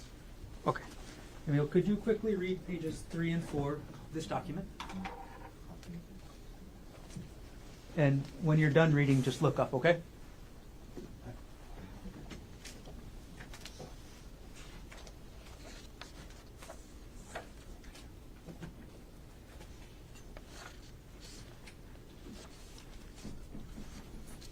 Okay. Is your recollection refreshed as to when those two calls were? It is. Okay. I'm going to retrieve the exhibit, and then I'm going to ask you the same question again, okay? All right. I'm going to retrieve exhibit 170 from you. Okay. And Emil, what time were those two video FaceTime calls on March 24th, 2025? The first one was at 10:42 a.m. and the second one was at 11:46 a.m. Okay. I'm going to ask you about the call from 10:42 a.m. first, okay? All right. Where were you when you got the FaceTime video call at 10:42 a.m.? At home. That's the same address we talked about earlier. Correct. What did you see on the other side of the screen when you picked up that call? I saw the defendant. Can you describe the defendant as you saw him on that call? Wearing sunglasses, dry fit shirt. That's all I saw. Did you see the area that the defendant was in? Outside. And did the defendant tell you anything during that call? Yes. What did the defendant tell you during that call, as close to word for word as you can remember? That he would not be making it back to Maui and to take good care of the younger kids, and that Ari, my stepmom, had been cheating on him, and that he tried to kill her. Okay. That's a lot, but I'm going to break that down a little bit. You said the defendant told you he tried to kill Ariel. Is that right? Correct. Did he tell you what happened to Ariel? He did not. Did he tell you where she went? No.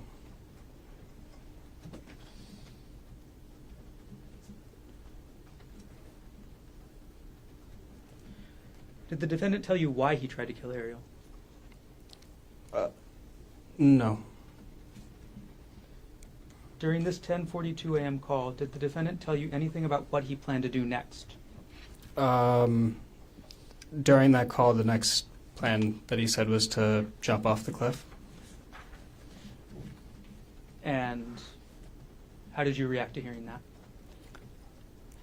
Told him not to. How did you react to the defendant telling you he tried to kill Ariel? I don't remember what I said. Do you recall what the defendant told you after he said he tried to kill Ariel?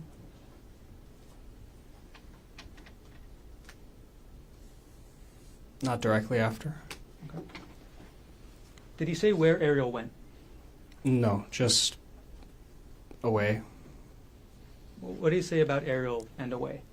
He said that she had gotten away, and that was all I heard about her location.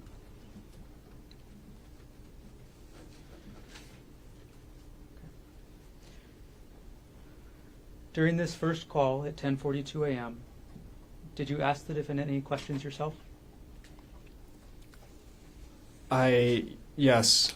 I asked what was on his shirt, because it looked like I saw splatters of something on his shirt, and he said, oh, it's just her, meaning Ari's, blood. Okay. So far you've told us that the defendant told you he tried to kill Ariel, that Ariel got away, that Ariel was cheating on him, that he planned to jump, and that the blood on the shirt he's told you was Ariel's. Is that right? Correct. Okay. Did I miss anything so far? No. Okay. Did he tell you anything else during this call at 10:42 a.m.? No. All right. So, Emil, after you get this FaceTime call and after the defendant tells you these things, what did you do? I went over to my grandparents' house, which is Ariel's parents. Okay. Walked over to their house, told them what had happened. How far away is your grandparents' house away from the Pu'uehu Place address you mentioned earlier? It's like a minute or so walk. And could you tell us your grandparents' names? Judith and Peter Mast. Which of your grandparents did you tell about the call first? Both. They were both there, so both of them. What happened after you told Judith and Peter Mast about this 10:42 a.m. call? The next notable thing is they received a phone call from, I believe it was Queens Hospital, one of the hospitals here. Later on that day, did you tell anybody else what the defendant told you? My mom, Who's your mom? Jessie Patelare. Did you at some point also tell the police what happened that day? I did. All right. Do you know where your grandparents ended up going after you told them about this call? Yeah, here. They came to Oahu? Correct. Okay. All right. You said that there was a second call at 11:46. Is that right? Correct. All right. The second call, was this a FaceTime call as well? Yes. Okay. And just phone, just audio or audio and video? Audio and video. Did you pick up the call? I did. When you picked up this second call at 11:46, what did you see on the screen? I saw the defendant. Okay. And can you describe any background that you saw on the scene, if you remember? Just trees, rocks, the sky. That was it. During this second phone call at 11:46, what did the defendant tell you, if anything? He asked me if I had told anybody, and I said yes, and I told him who I had told. And then he said that he was just going to jump, and said that a couple times. Okay. To be super exact here, Emil, who did you tell the defendant that you told? I told the that I told my grandparents and my mother. Okay. So you told them that you told Peter, Judy, and Jesse. Correct. Okay. So after the defendant told you he was going to jump a couple times during the second call, how did you respond?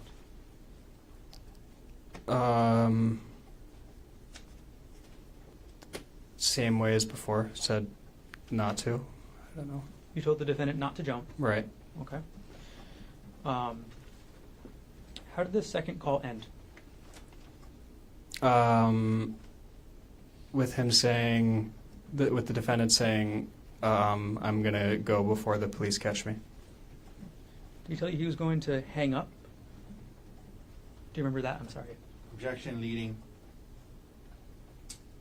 Sustain. Bad question. Go ahead. All right.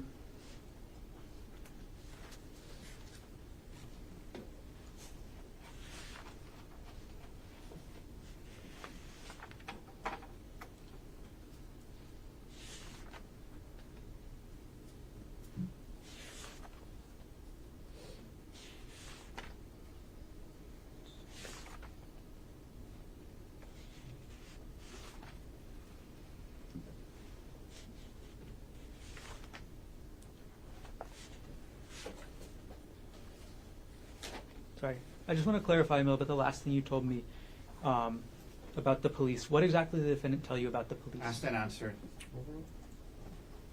Could you clarify what the defendant told you about the police? That he was, that the police was looking for him. He didn't want to be found.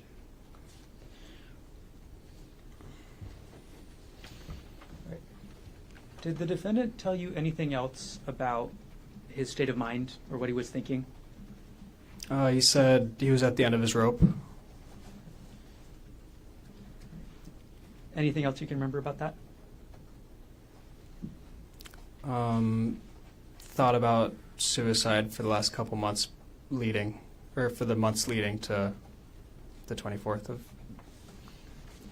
For both of these calls we've been talking about, who was the caller? The defendant.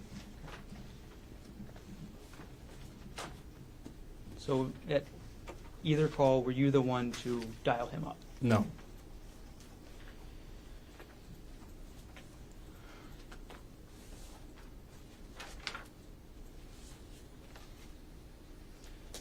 All right, Emil, overall, did you choose to get involved in this?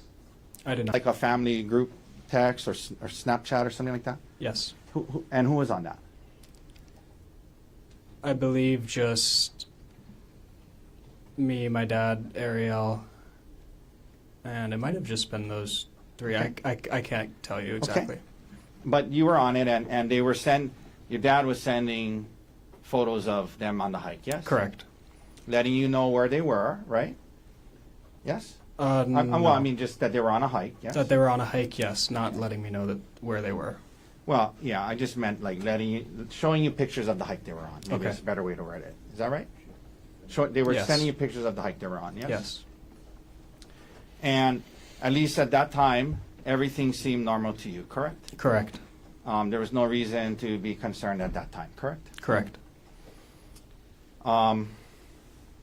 Now you get this call on 10:42, and he's telling you, amongst other things, that he said he's not going to make it back. Yes.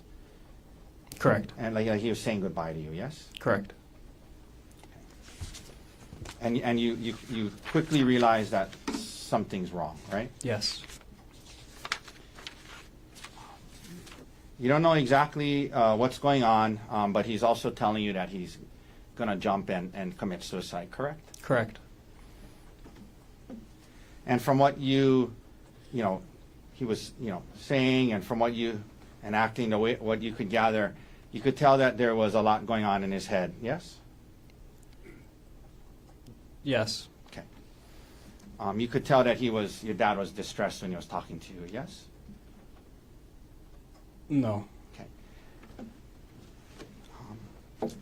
Do you remember, you gave later the day of these calls, you talked to the detective on Maui. Remember that? Yes. Okay. And you remember telling the detective that your dad sounded like he was kind of distressed? Trying to stay calm, but kind of distressed? Remember saying that to the detective? No. Okay. Would seeing the transcript of the interview with the detective help to refresh your memory of what you told the detective? Yes. Okay. This is 170, page 4. Okay. May I approach, Your Honor? Yes.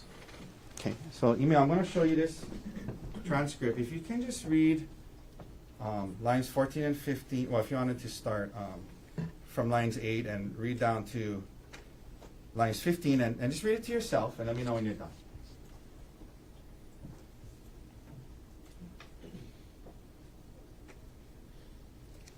Okay. You remember saying that to the detective? Yes. Okay.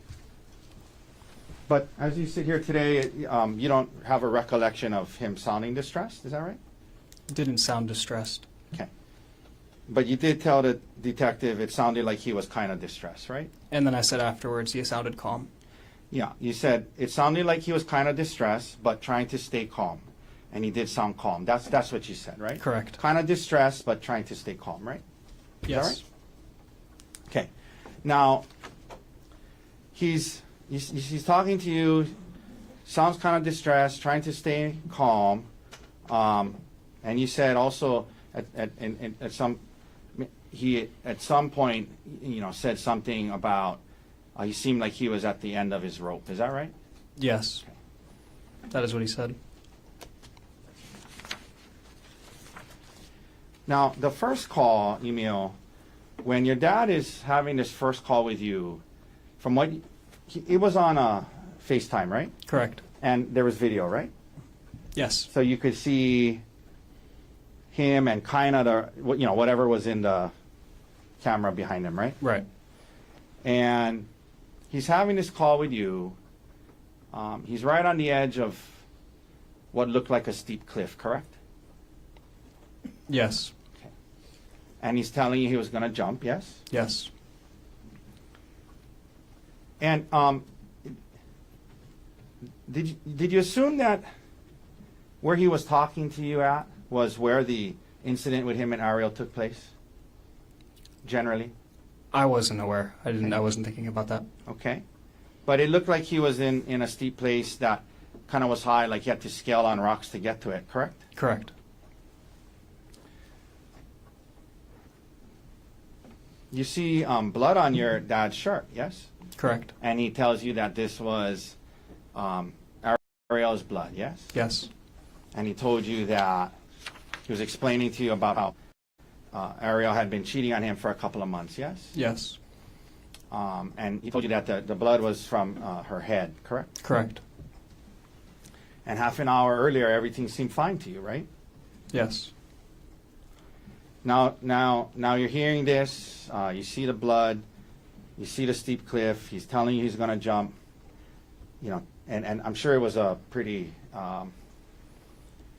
emotional, upsetting call. Yes. Yes. And it was also a little confusing to you. You're trying to kind of piece together and make sense of what happened. Correct. Yes. And also trying to convince him not to jump. Correct. Correct.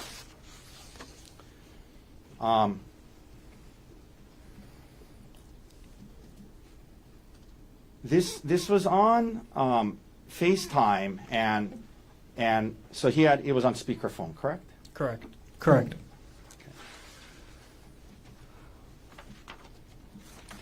After the first call, you then go to Judy and Pete's house, yes? Yes. And that's Ariel's parents' house, yes? Yes. But you call them your grandparents, correct? Yes.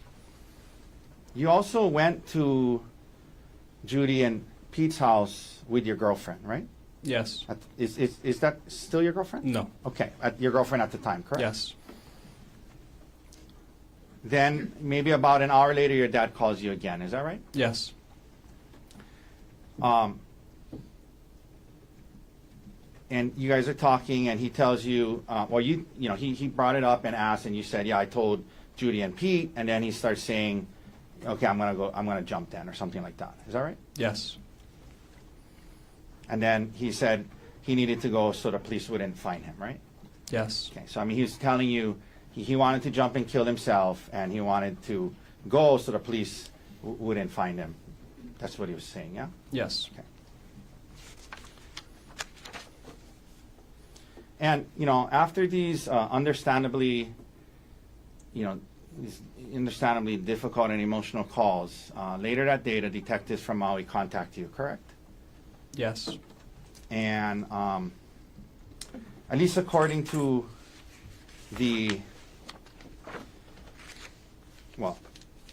it was the interview started at 2:27 p.m., correct? Would seeing the transcript help you remember that? It would. Okay. May I approach, Your Honor? Yes. Okay. Again, 170. So, Emil, if you just read that, this is the start of the interview. Okay, read it to yourself. Let me know when you're done. Yep. All right. So the interview started at 2:27 p.m. later that day, correct? Correct. And these were not Honolulu Police Department detectives, but Maui Police Department detectives, correct? As far as I know. Okay. And, you were able to look on your phone later. Well, you were able to look on your phone and tell the detectives the exact timing of the calls, and that's why you were able to say the first call was 10:42 a.m. and the second call was 11:46 a.m., right? Yes. So the interviews with the detectives is at 2:30 or 2:27. So about 4 hours after the 10:42 call, and about 3 hours after the 11:46 call, right? The interview with the detective, Yes. roughly. And obviously you didn't record the call with your dad when you guys were having them. You're just listening to him and talking to him about not jumping, right? Correct. And you didn't write down any notes after the call, right after, did you? Correct. Okay. I did not. But you tried your best, 3 to 4 hours later, to describe the call you had with your dad to the detectives, correct? Yes. Okay. And today, for example, you were asked by Mr. Gardner. After he was talking to you about jumping, you were asked, what did you say back to him? And I think you said, I don't remember what I said right after that. You remember saying that just a little while ago? Yes. Okay. So as you see there today, there's parts of the exact wording and timing of what was said that you don't quite remember exactly verbatim, word for word, correct? Yes. And for example, you were asked by Mr. Gardner about what he said after a certain point. And there are things that you don't recall exactly what your dad said after certain parts of the conversation, right? Yeah. Okay.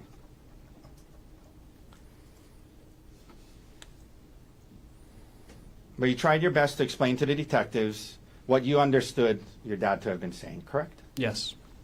But to be clear, it wasn't like an exact word for word, verbatim of the entire conversation, but you did your best, correct? Yes. Okay.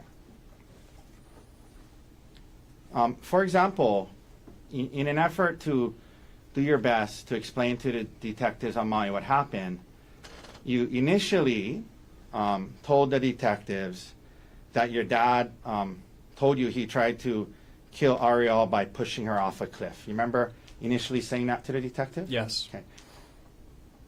And that was what you had kind of assumed given the things that he told you and where he was on the cliff. That's what you assumed that he meant, right? At least when you said that to the detective, right? Can you repeat that question? So when you initially told the detective, my dad told me he tried to kill Ariel by pushing her off a cliff, that's what you assumed your dad had meant, correct? When he said that, you assumed your dad meant that he had tried to. Well, let me phrase it this way. You remember telling the detective initially that your dad told you he tried to kill Ariel by pushing her off a cliff. You remember telling the detective that? Yes. Okay. But later on, in the conversation, in the interview, when the detective asked you about that, you clarified and you said the part about pushing her off the cliff was what you assumed he meant, not what he had actually said, correct? Yes, correct.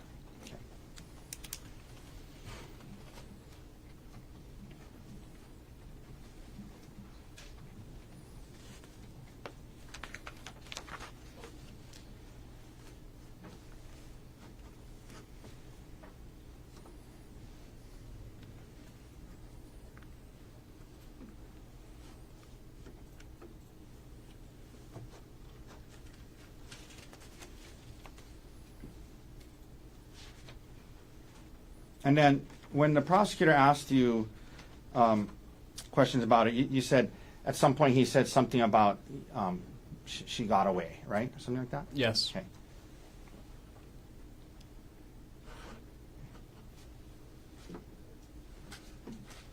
Did anyone tell you about the two witnesses that had testified that when she was moving away from him, he didn't try to stop her? Did anyone tell you that? Can you repeat that? Did anyone tell you that about how the witnesses that were there testified when when she was moving away from him, he didn't try to stop her? At what point? Can we approach? No. Overruled. Did anybody share that information with you? I don't understand the question. Okay.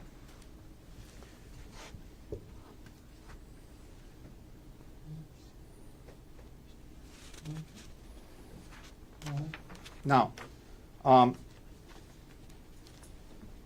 let me ask you a few more questions, Emil, and then we'll be done, okay? You were asked by Mr. Gardner about how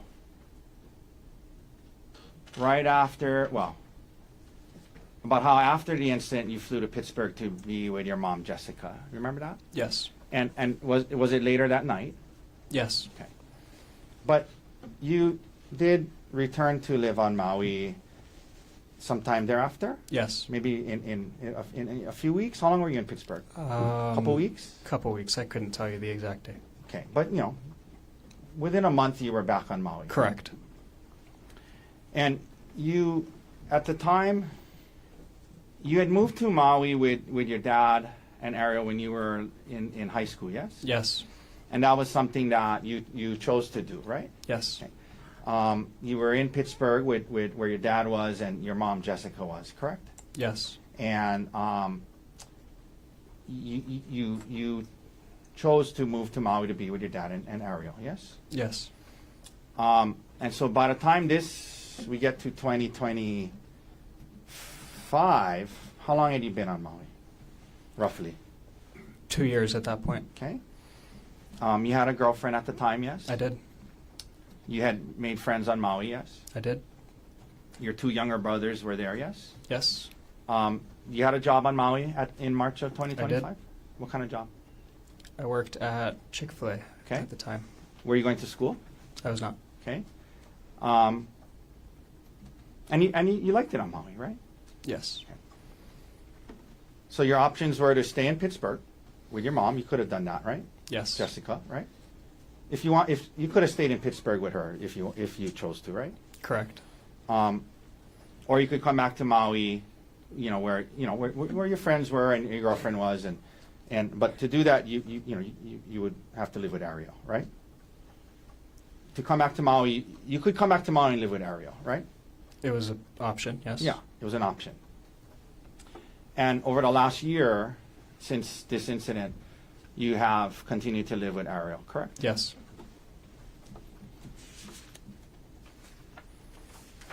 You also would see Ariel's parents, Judy and Pete, regularly over the last year, correct? Correct. And you refer to them as your grandparents, yes? Yes. And you, they came with you to court today, yes? Yes. Okay. And over the last year, though, you've limited your contact with your dad's side of the family, correct? You haven't seen them much, right? I wouldn't say that. Okay. Your grandparents, you haven't seen them much in the last year, have you? Or talked to them much? I have done both of those things. How often had you seen them? Probably seen them Since Two- the incident. since the incident 2 or 3 times. Okay. The most recent time was when they were going to come to see you play roller hockey on the mainland, right? Yes. Okay. And where was that? Irvine. And when was that? Roughly. I couldn't tell you. Okay. I mean, it was in 2025? Yes. Okay. No, it was 2026. Oh, I'm sorry. I meant that's what I meant. Sorry. It was in it 2026. was in 2026? Yeah. Okay. And you're into roller hockey. You played a lot. Yeah. And you traveled to California earlier this year for a tournament, right? I did. Your grandma and grandpa, your dad's parents were going to meet you in Irvine to watch some of your games, right? Yep. And when they got there, Ariel's parents, Judy and Pete, had traveled with you up there, right? Yes.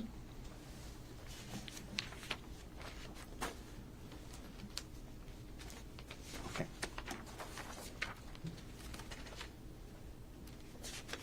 And you have not spoken to your dad since the incident, correct? Correct. Okay. All right. Thank you, Emil. That's all the questions I have for you. Can you redirect? Yes.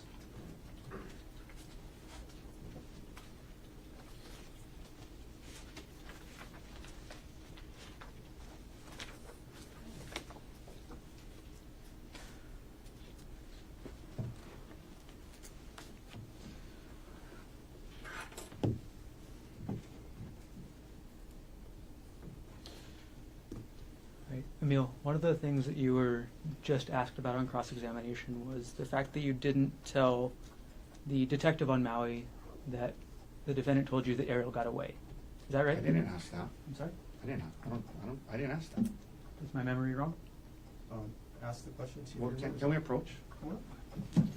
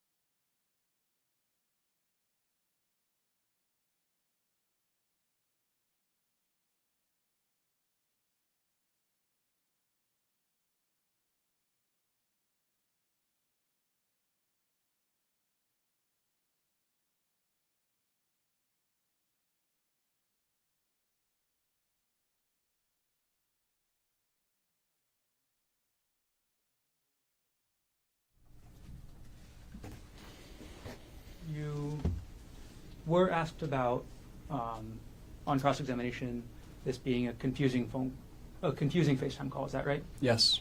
And you were, clarify more for us right here, Emil, was there any confusion about the defendant telling you he tried to kill Ariel? Can you reword that? Sure. Did you have any confusion about that statement by the defendant? Was I confused at all? Yes. I'm sorry. Let me. Is there any confusion in your mind about the defendant making that statement that he tried to kill Ariel? Now? In general. Yes. Okay, could you explain? I didn't expect it. I'm sorry. I think I'm phrasing my questions poorly, Emil. Is there any doubt in your mind about the defendant telling you he tried to kill Ariel? No. Thank you. No further questions.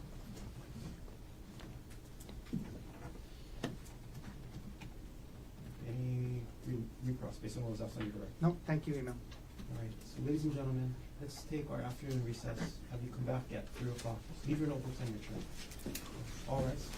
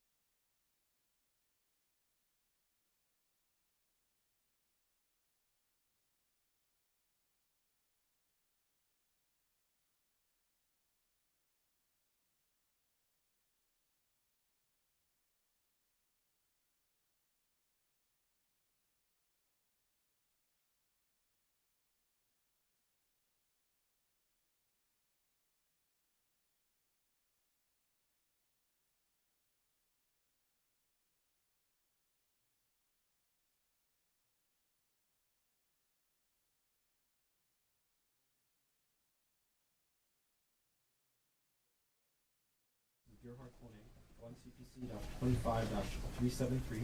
Dr. Konig is present in court with all 4 counsel of record. All jurors are back in the courtroom.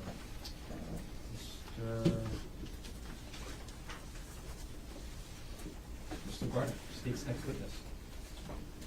The state calls Peter Mast.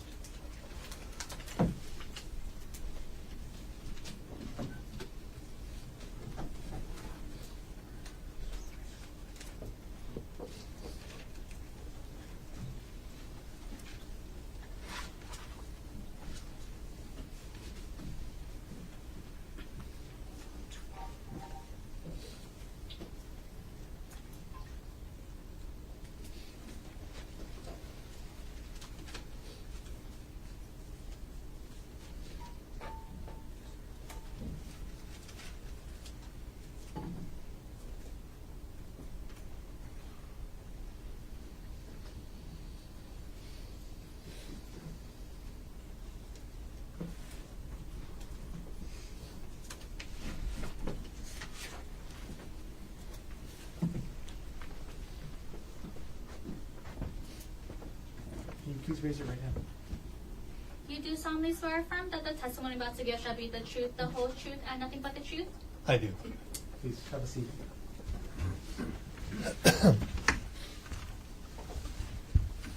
Okay, good afternoon. Good afternoon. All right, as you testify today, could you please speak into the microphone as much as possible? I will do that. And first things first, could you please state your name? My name is Peter Mast. And what do you do for work, Mr. Mast? I'm an engineer. I work part-time for a company providing business consultation, about a quarter time. And where do you live? I live in Maui at 263 Kambalai Circle in Honolulu. Who do you live with? My wife, Judith. Mr. Mast, are you related to any person involved in this case? The the victim in this, So, Mr. Mast, you use the word complainant. I apologize, Ariel Worthington is my stepdaughter. Okay. As of March 24, 2025, who was Ariel married to? She was married to Gerhardt Konig. Will you understand if I refer to Gerhardt Konig as the defendant for the rest of my questions? Yes, And if you were to see him again, would you recognize him? yes, Okay. If you recognize him in the courtroom, could you point him out and let us know an article of clothing that he's wearing? yes. He's sitting at the table there Okay. in front of the monitor, second from the left. And could you let us know the color of shirt he's wearing? Black, blackish, greenish, dark. Okay. Your Honor, may the record reflect the witness has made identification. Record will reflect identification was made. Okay. Mr. Mast, between yourself and your wife, who would Ariel talk to more about her relationship? Definitely my wife. Okay. So where did most of your knowledge about Ariel's relationship come from? Secondhand through my wife. Okay. So I want to stay away from what your wife told you. I understand. Did you have any direct observations, meaning from yourself, about the relationship between Ariel and the defendant between December 2024 to March 2025? Yes, to a certain degree. We interacted with them relatively frequently. And I would say that starting sometime in the latter part of December on into the following year, there was a noticeable cooling in their relationship that was observable to both myself and my wife, which was consistent with what we had been led to believe had happened between them. Okay, and again, we're going to stay away from what you've been told, okay? Yep. Okay. What sort of context did you make these observations in? And I'm asking public or private. Generally, these were private dinners together, that kind of thing. So from the outside, from a public view, was there any indication of any strained relationship? I cannot answer that. I mean, pause for speculation about others. Overruled. The answer will stand. Okay. So your answer is you don't know the answer. I don't know the answer to that. I can't speak to how others observed them. There was limited times where we saw them in, let's say, a somewhat more public environment. One was at a party at our house in January. Could you explain what you observed at that party in January? Yes, this would be probably sometime late January. It was a Christmas get-together with friends, largely of the Konigs, that was at our house.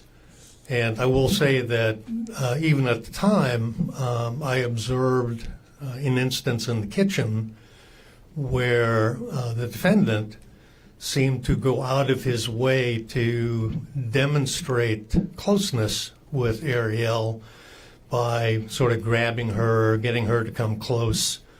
I thought it was odd. It was out of character, like he was putting on a show that everything was normal, if you will. Okay. I apologize. Sorry. Mr. Master, can we Yeah. strike the last part of that answer? Yes. Okay. So, and again, let's just keep it to what you actually observed, okay? Yeah. Okay. Now, I'm going to move on, Mr. Master, to March 24th, 2025, okay? Okay. All right. On March 24th, 2025, at around 11 o'clock a.m., what were you doing? I was working in my office at home. Was anybody else home with you that morning? Yes, my wife Judy. Did anybody else come into your home that morning? Yes, probably 11:30 in the morning. Emil Konig came over to our house. Who is Emil Konig to you? Emil Konig is a step-grandson. All right. And then what room in the house were you in? I was in my office. Judy was in the living room next door watching TV. I was at my computer working. Okay. And did you eventually leave your office and go to the living room? I did. Okay. My wife called me in. Okay. And I'm going to jump ahead in time, Mr. Mash. As a result of what happened that morning with you, your wife, and Emil, where did you and your wife go? As a result of what we heard, we got a flight and flew from Maui to Oahu. And took flight here, got in probably about 2 o'clock in the afternoon, went over to Queens Medical Center. And who did you see at Queens Medical Center? We went to see Ariel. Mr. Master, are you aware of any loan that you and your wife provided to Ariel and Gerhardt Konig? Yes, Is that loan still outstanding? it is not. Okay. When was that loan paid? That loan was repaid probably sometime in April of that year And how was it repaid? in the form of transaction, a electronic transaction. Okay, and I'm sorry. Who was the person that fulfilled that transaction? Ariel. Okay. Mr. Master, thank you. I have no further questions for you today. Okay.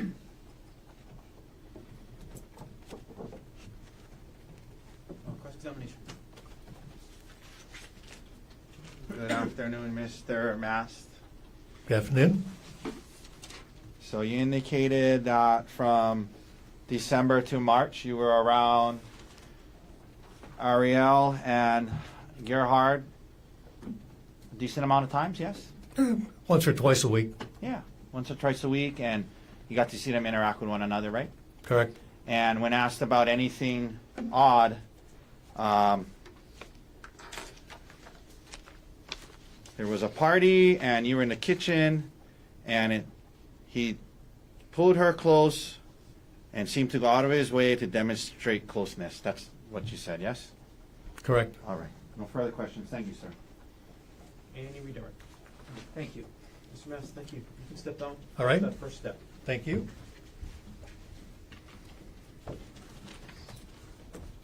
Mr. Gardner. The state's next witness, the state calls Judith Mass.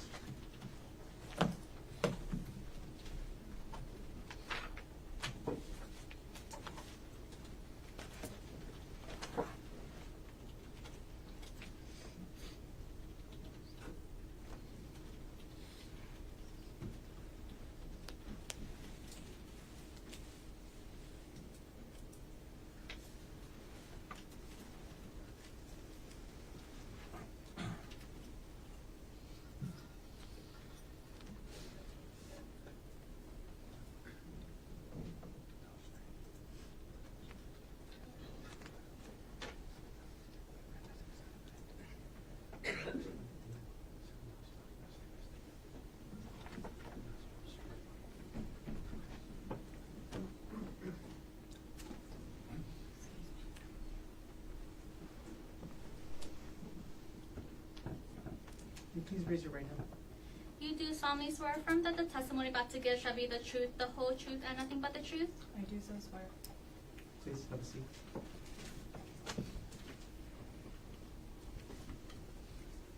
Okay, good afternoon. Good afternoon. First thing I'm going to ask you to do is if you can pull the microphone as close to you as possible and speak directly into the microphone for the rest of this afternoon, okay? Okay. All right. Can you please state your name? My name is Judith Lynn Mast. Is it okay if I call you Judy for the rest of my questions? Please do.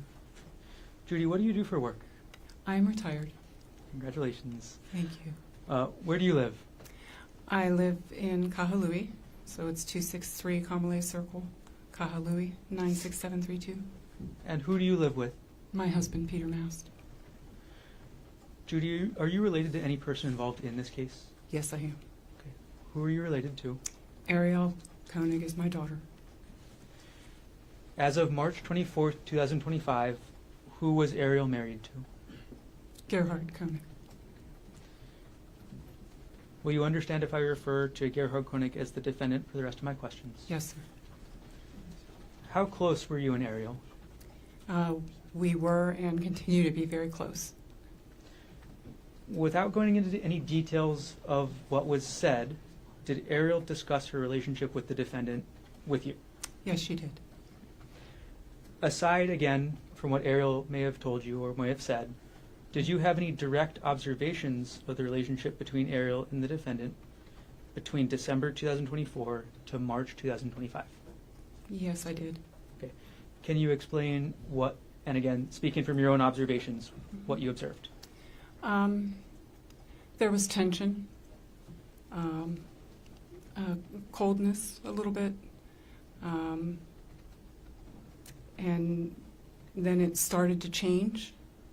They were going to counseling, and it seemed to ease up a little bit, but initially there was tension. Okay. Judy, I'm going to ask you about the weeks leading up to March 24th, 2025. So the couple weeks leading up to that date, did you notice any changes in the relationship? And again, from your observation. Yes. What did you observe? It seemed like they were getting along a little better. We were getting Snapchats and things that they were very happy. Yeah, they looked like happy Snapchats, you know, social media. So it did seem to us at that time that perhaps things were improving. Okay. When you say at that time, in those couple weeks leading up to March 24th, 2025, was it odd to you to get these Snapchats? Did you think anything of it? Not at that time, no. Okay. All right, Judy, I'm going to move forward to March 24, 2025. At around 11 o'clock a.m., what were you doing? As much as I hate to say, I was listening to an audiobook and crocheting. I'm 65, not 85, I promise. And was this at your home? I was at home. I was in my living room crocheting and listening to an audiobook. Was anybody else home with you that morning? My husband was there. He was in the next room. And that morning, did anybody else come into your home? Yes, as I was sitting there, I heard the front door lock activate. It's an electronic lock, so when you punch in the code, you can hear it. And then, of course, the dog went nuts, and Emil came in with his girlfriend. Right. Were you able to observe Emil's demeanor when he came into your house that morning? Yes. Okay. What were your observations of Emil's demeanor? He was very upset. He was shaking, crying, very upset. Judy, I'm going to jump ahead in time just a little bit. So as a result of what happened when Emil came to your house that morning, did you call or text anyone? I did. Who did you call? First I tried to call and text Ariel, and I got no response. I checked her location, and I texted the defendant. Okay. We're going to break that up a little bit, Judy. Mm-hmm. When you said trying to find her location, was that Ariel's? Mm-hmm. Okay, and how do you Sorry. Ms. Mass, is that a yes? That's a yes, I'm sorry. No, not at all. Thank you. Yes, sir. Okay. And how did you attempt to find Ariel's location? We share locations we have iPhones and we share our location in the app. So I can pull up her name in chat and see where she is. We've had it for years. And she was on the poly, Okay. Is that Ariel's location or the phone's location? the phone's location. And how often did you use the sharing locations function on your phone? Oh, quite a bit. In terms of timing, when did you try and look up Ariel's location on your phone? From the time that Emil came to visit me, through even when because we came to Oahu pretty quickly thereafter, and even when we were at the hospital, her phone was still on the poly, even though Ari was still in the hospital. So I actually gave my phone to the detective to see if they could locate the phone. Okay. I'm going to backtrack just a little bit, Judy. You mentioned that you texted the defendant. Do you remember what time you texted him? It was 11:33. 11:33 a.m.? Yes. Okay. And what did you text the defendant?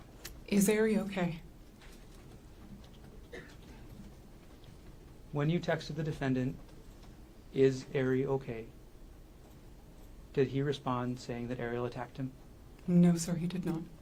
Did the defendant respond to your text saying Ariel went crazy? No, he did not. Ms. Mast, when you asked the defendant through text if your daughter was okay, did the defendant respond at all? No, he did not. Thank you. I have no further questions. Thank you. Cross-examination.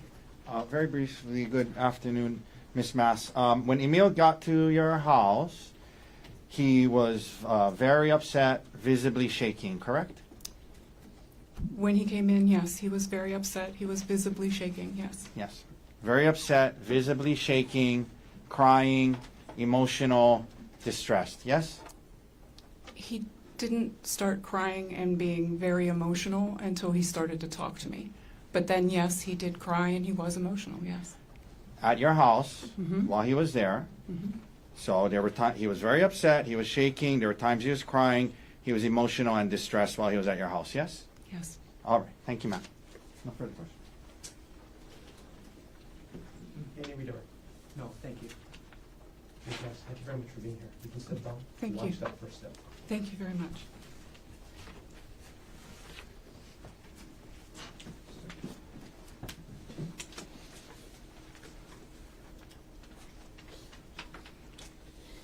Mr. Garner? May we approach? Yes.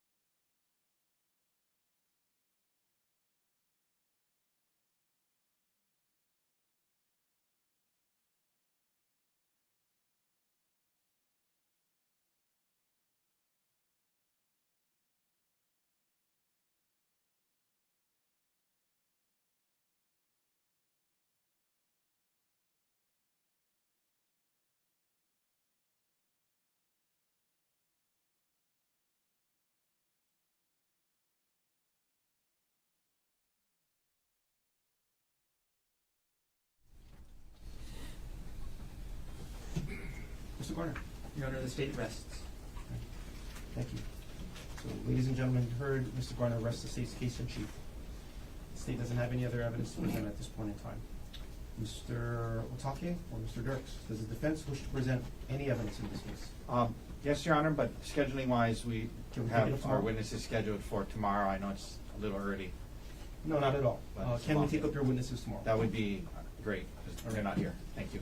So, ladies and gentlemen of the jury, I'm going to release you a little bit early. It's been a long day. Thanks for hanging in there. Plan on being here for the full day tomorrow again as well. My same instruction, don't talk to anybody about this case. Keep an open mind. And do not try to learn about this case outside of the courtroom. Again, a lot of media coverage. You can see that. If it happens to pop up while you're eating dinner, turn off the TV, go to the next room. Don't watch any coverage about this case. All right. Again, your decision must be based on the evidence presented here in court. Again, thanks for your hard work in this case. We're making headway.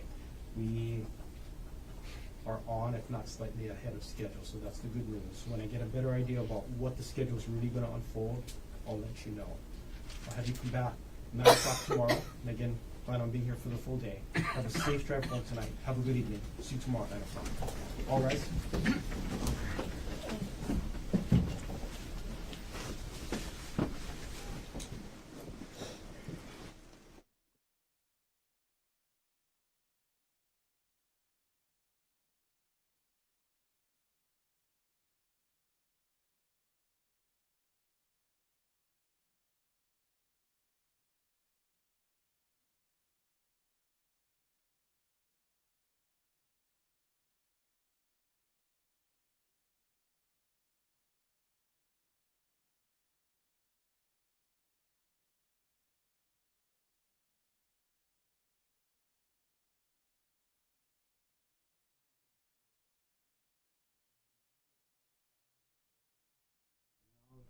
State is rested. Mr. Otake.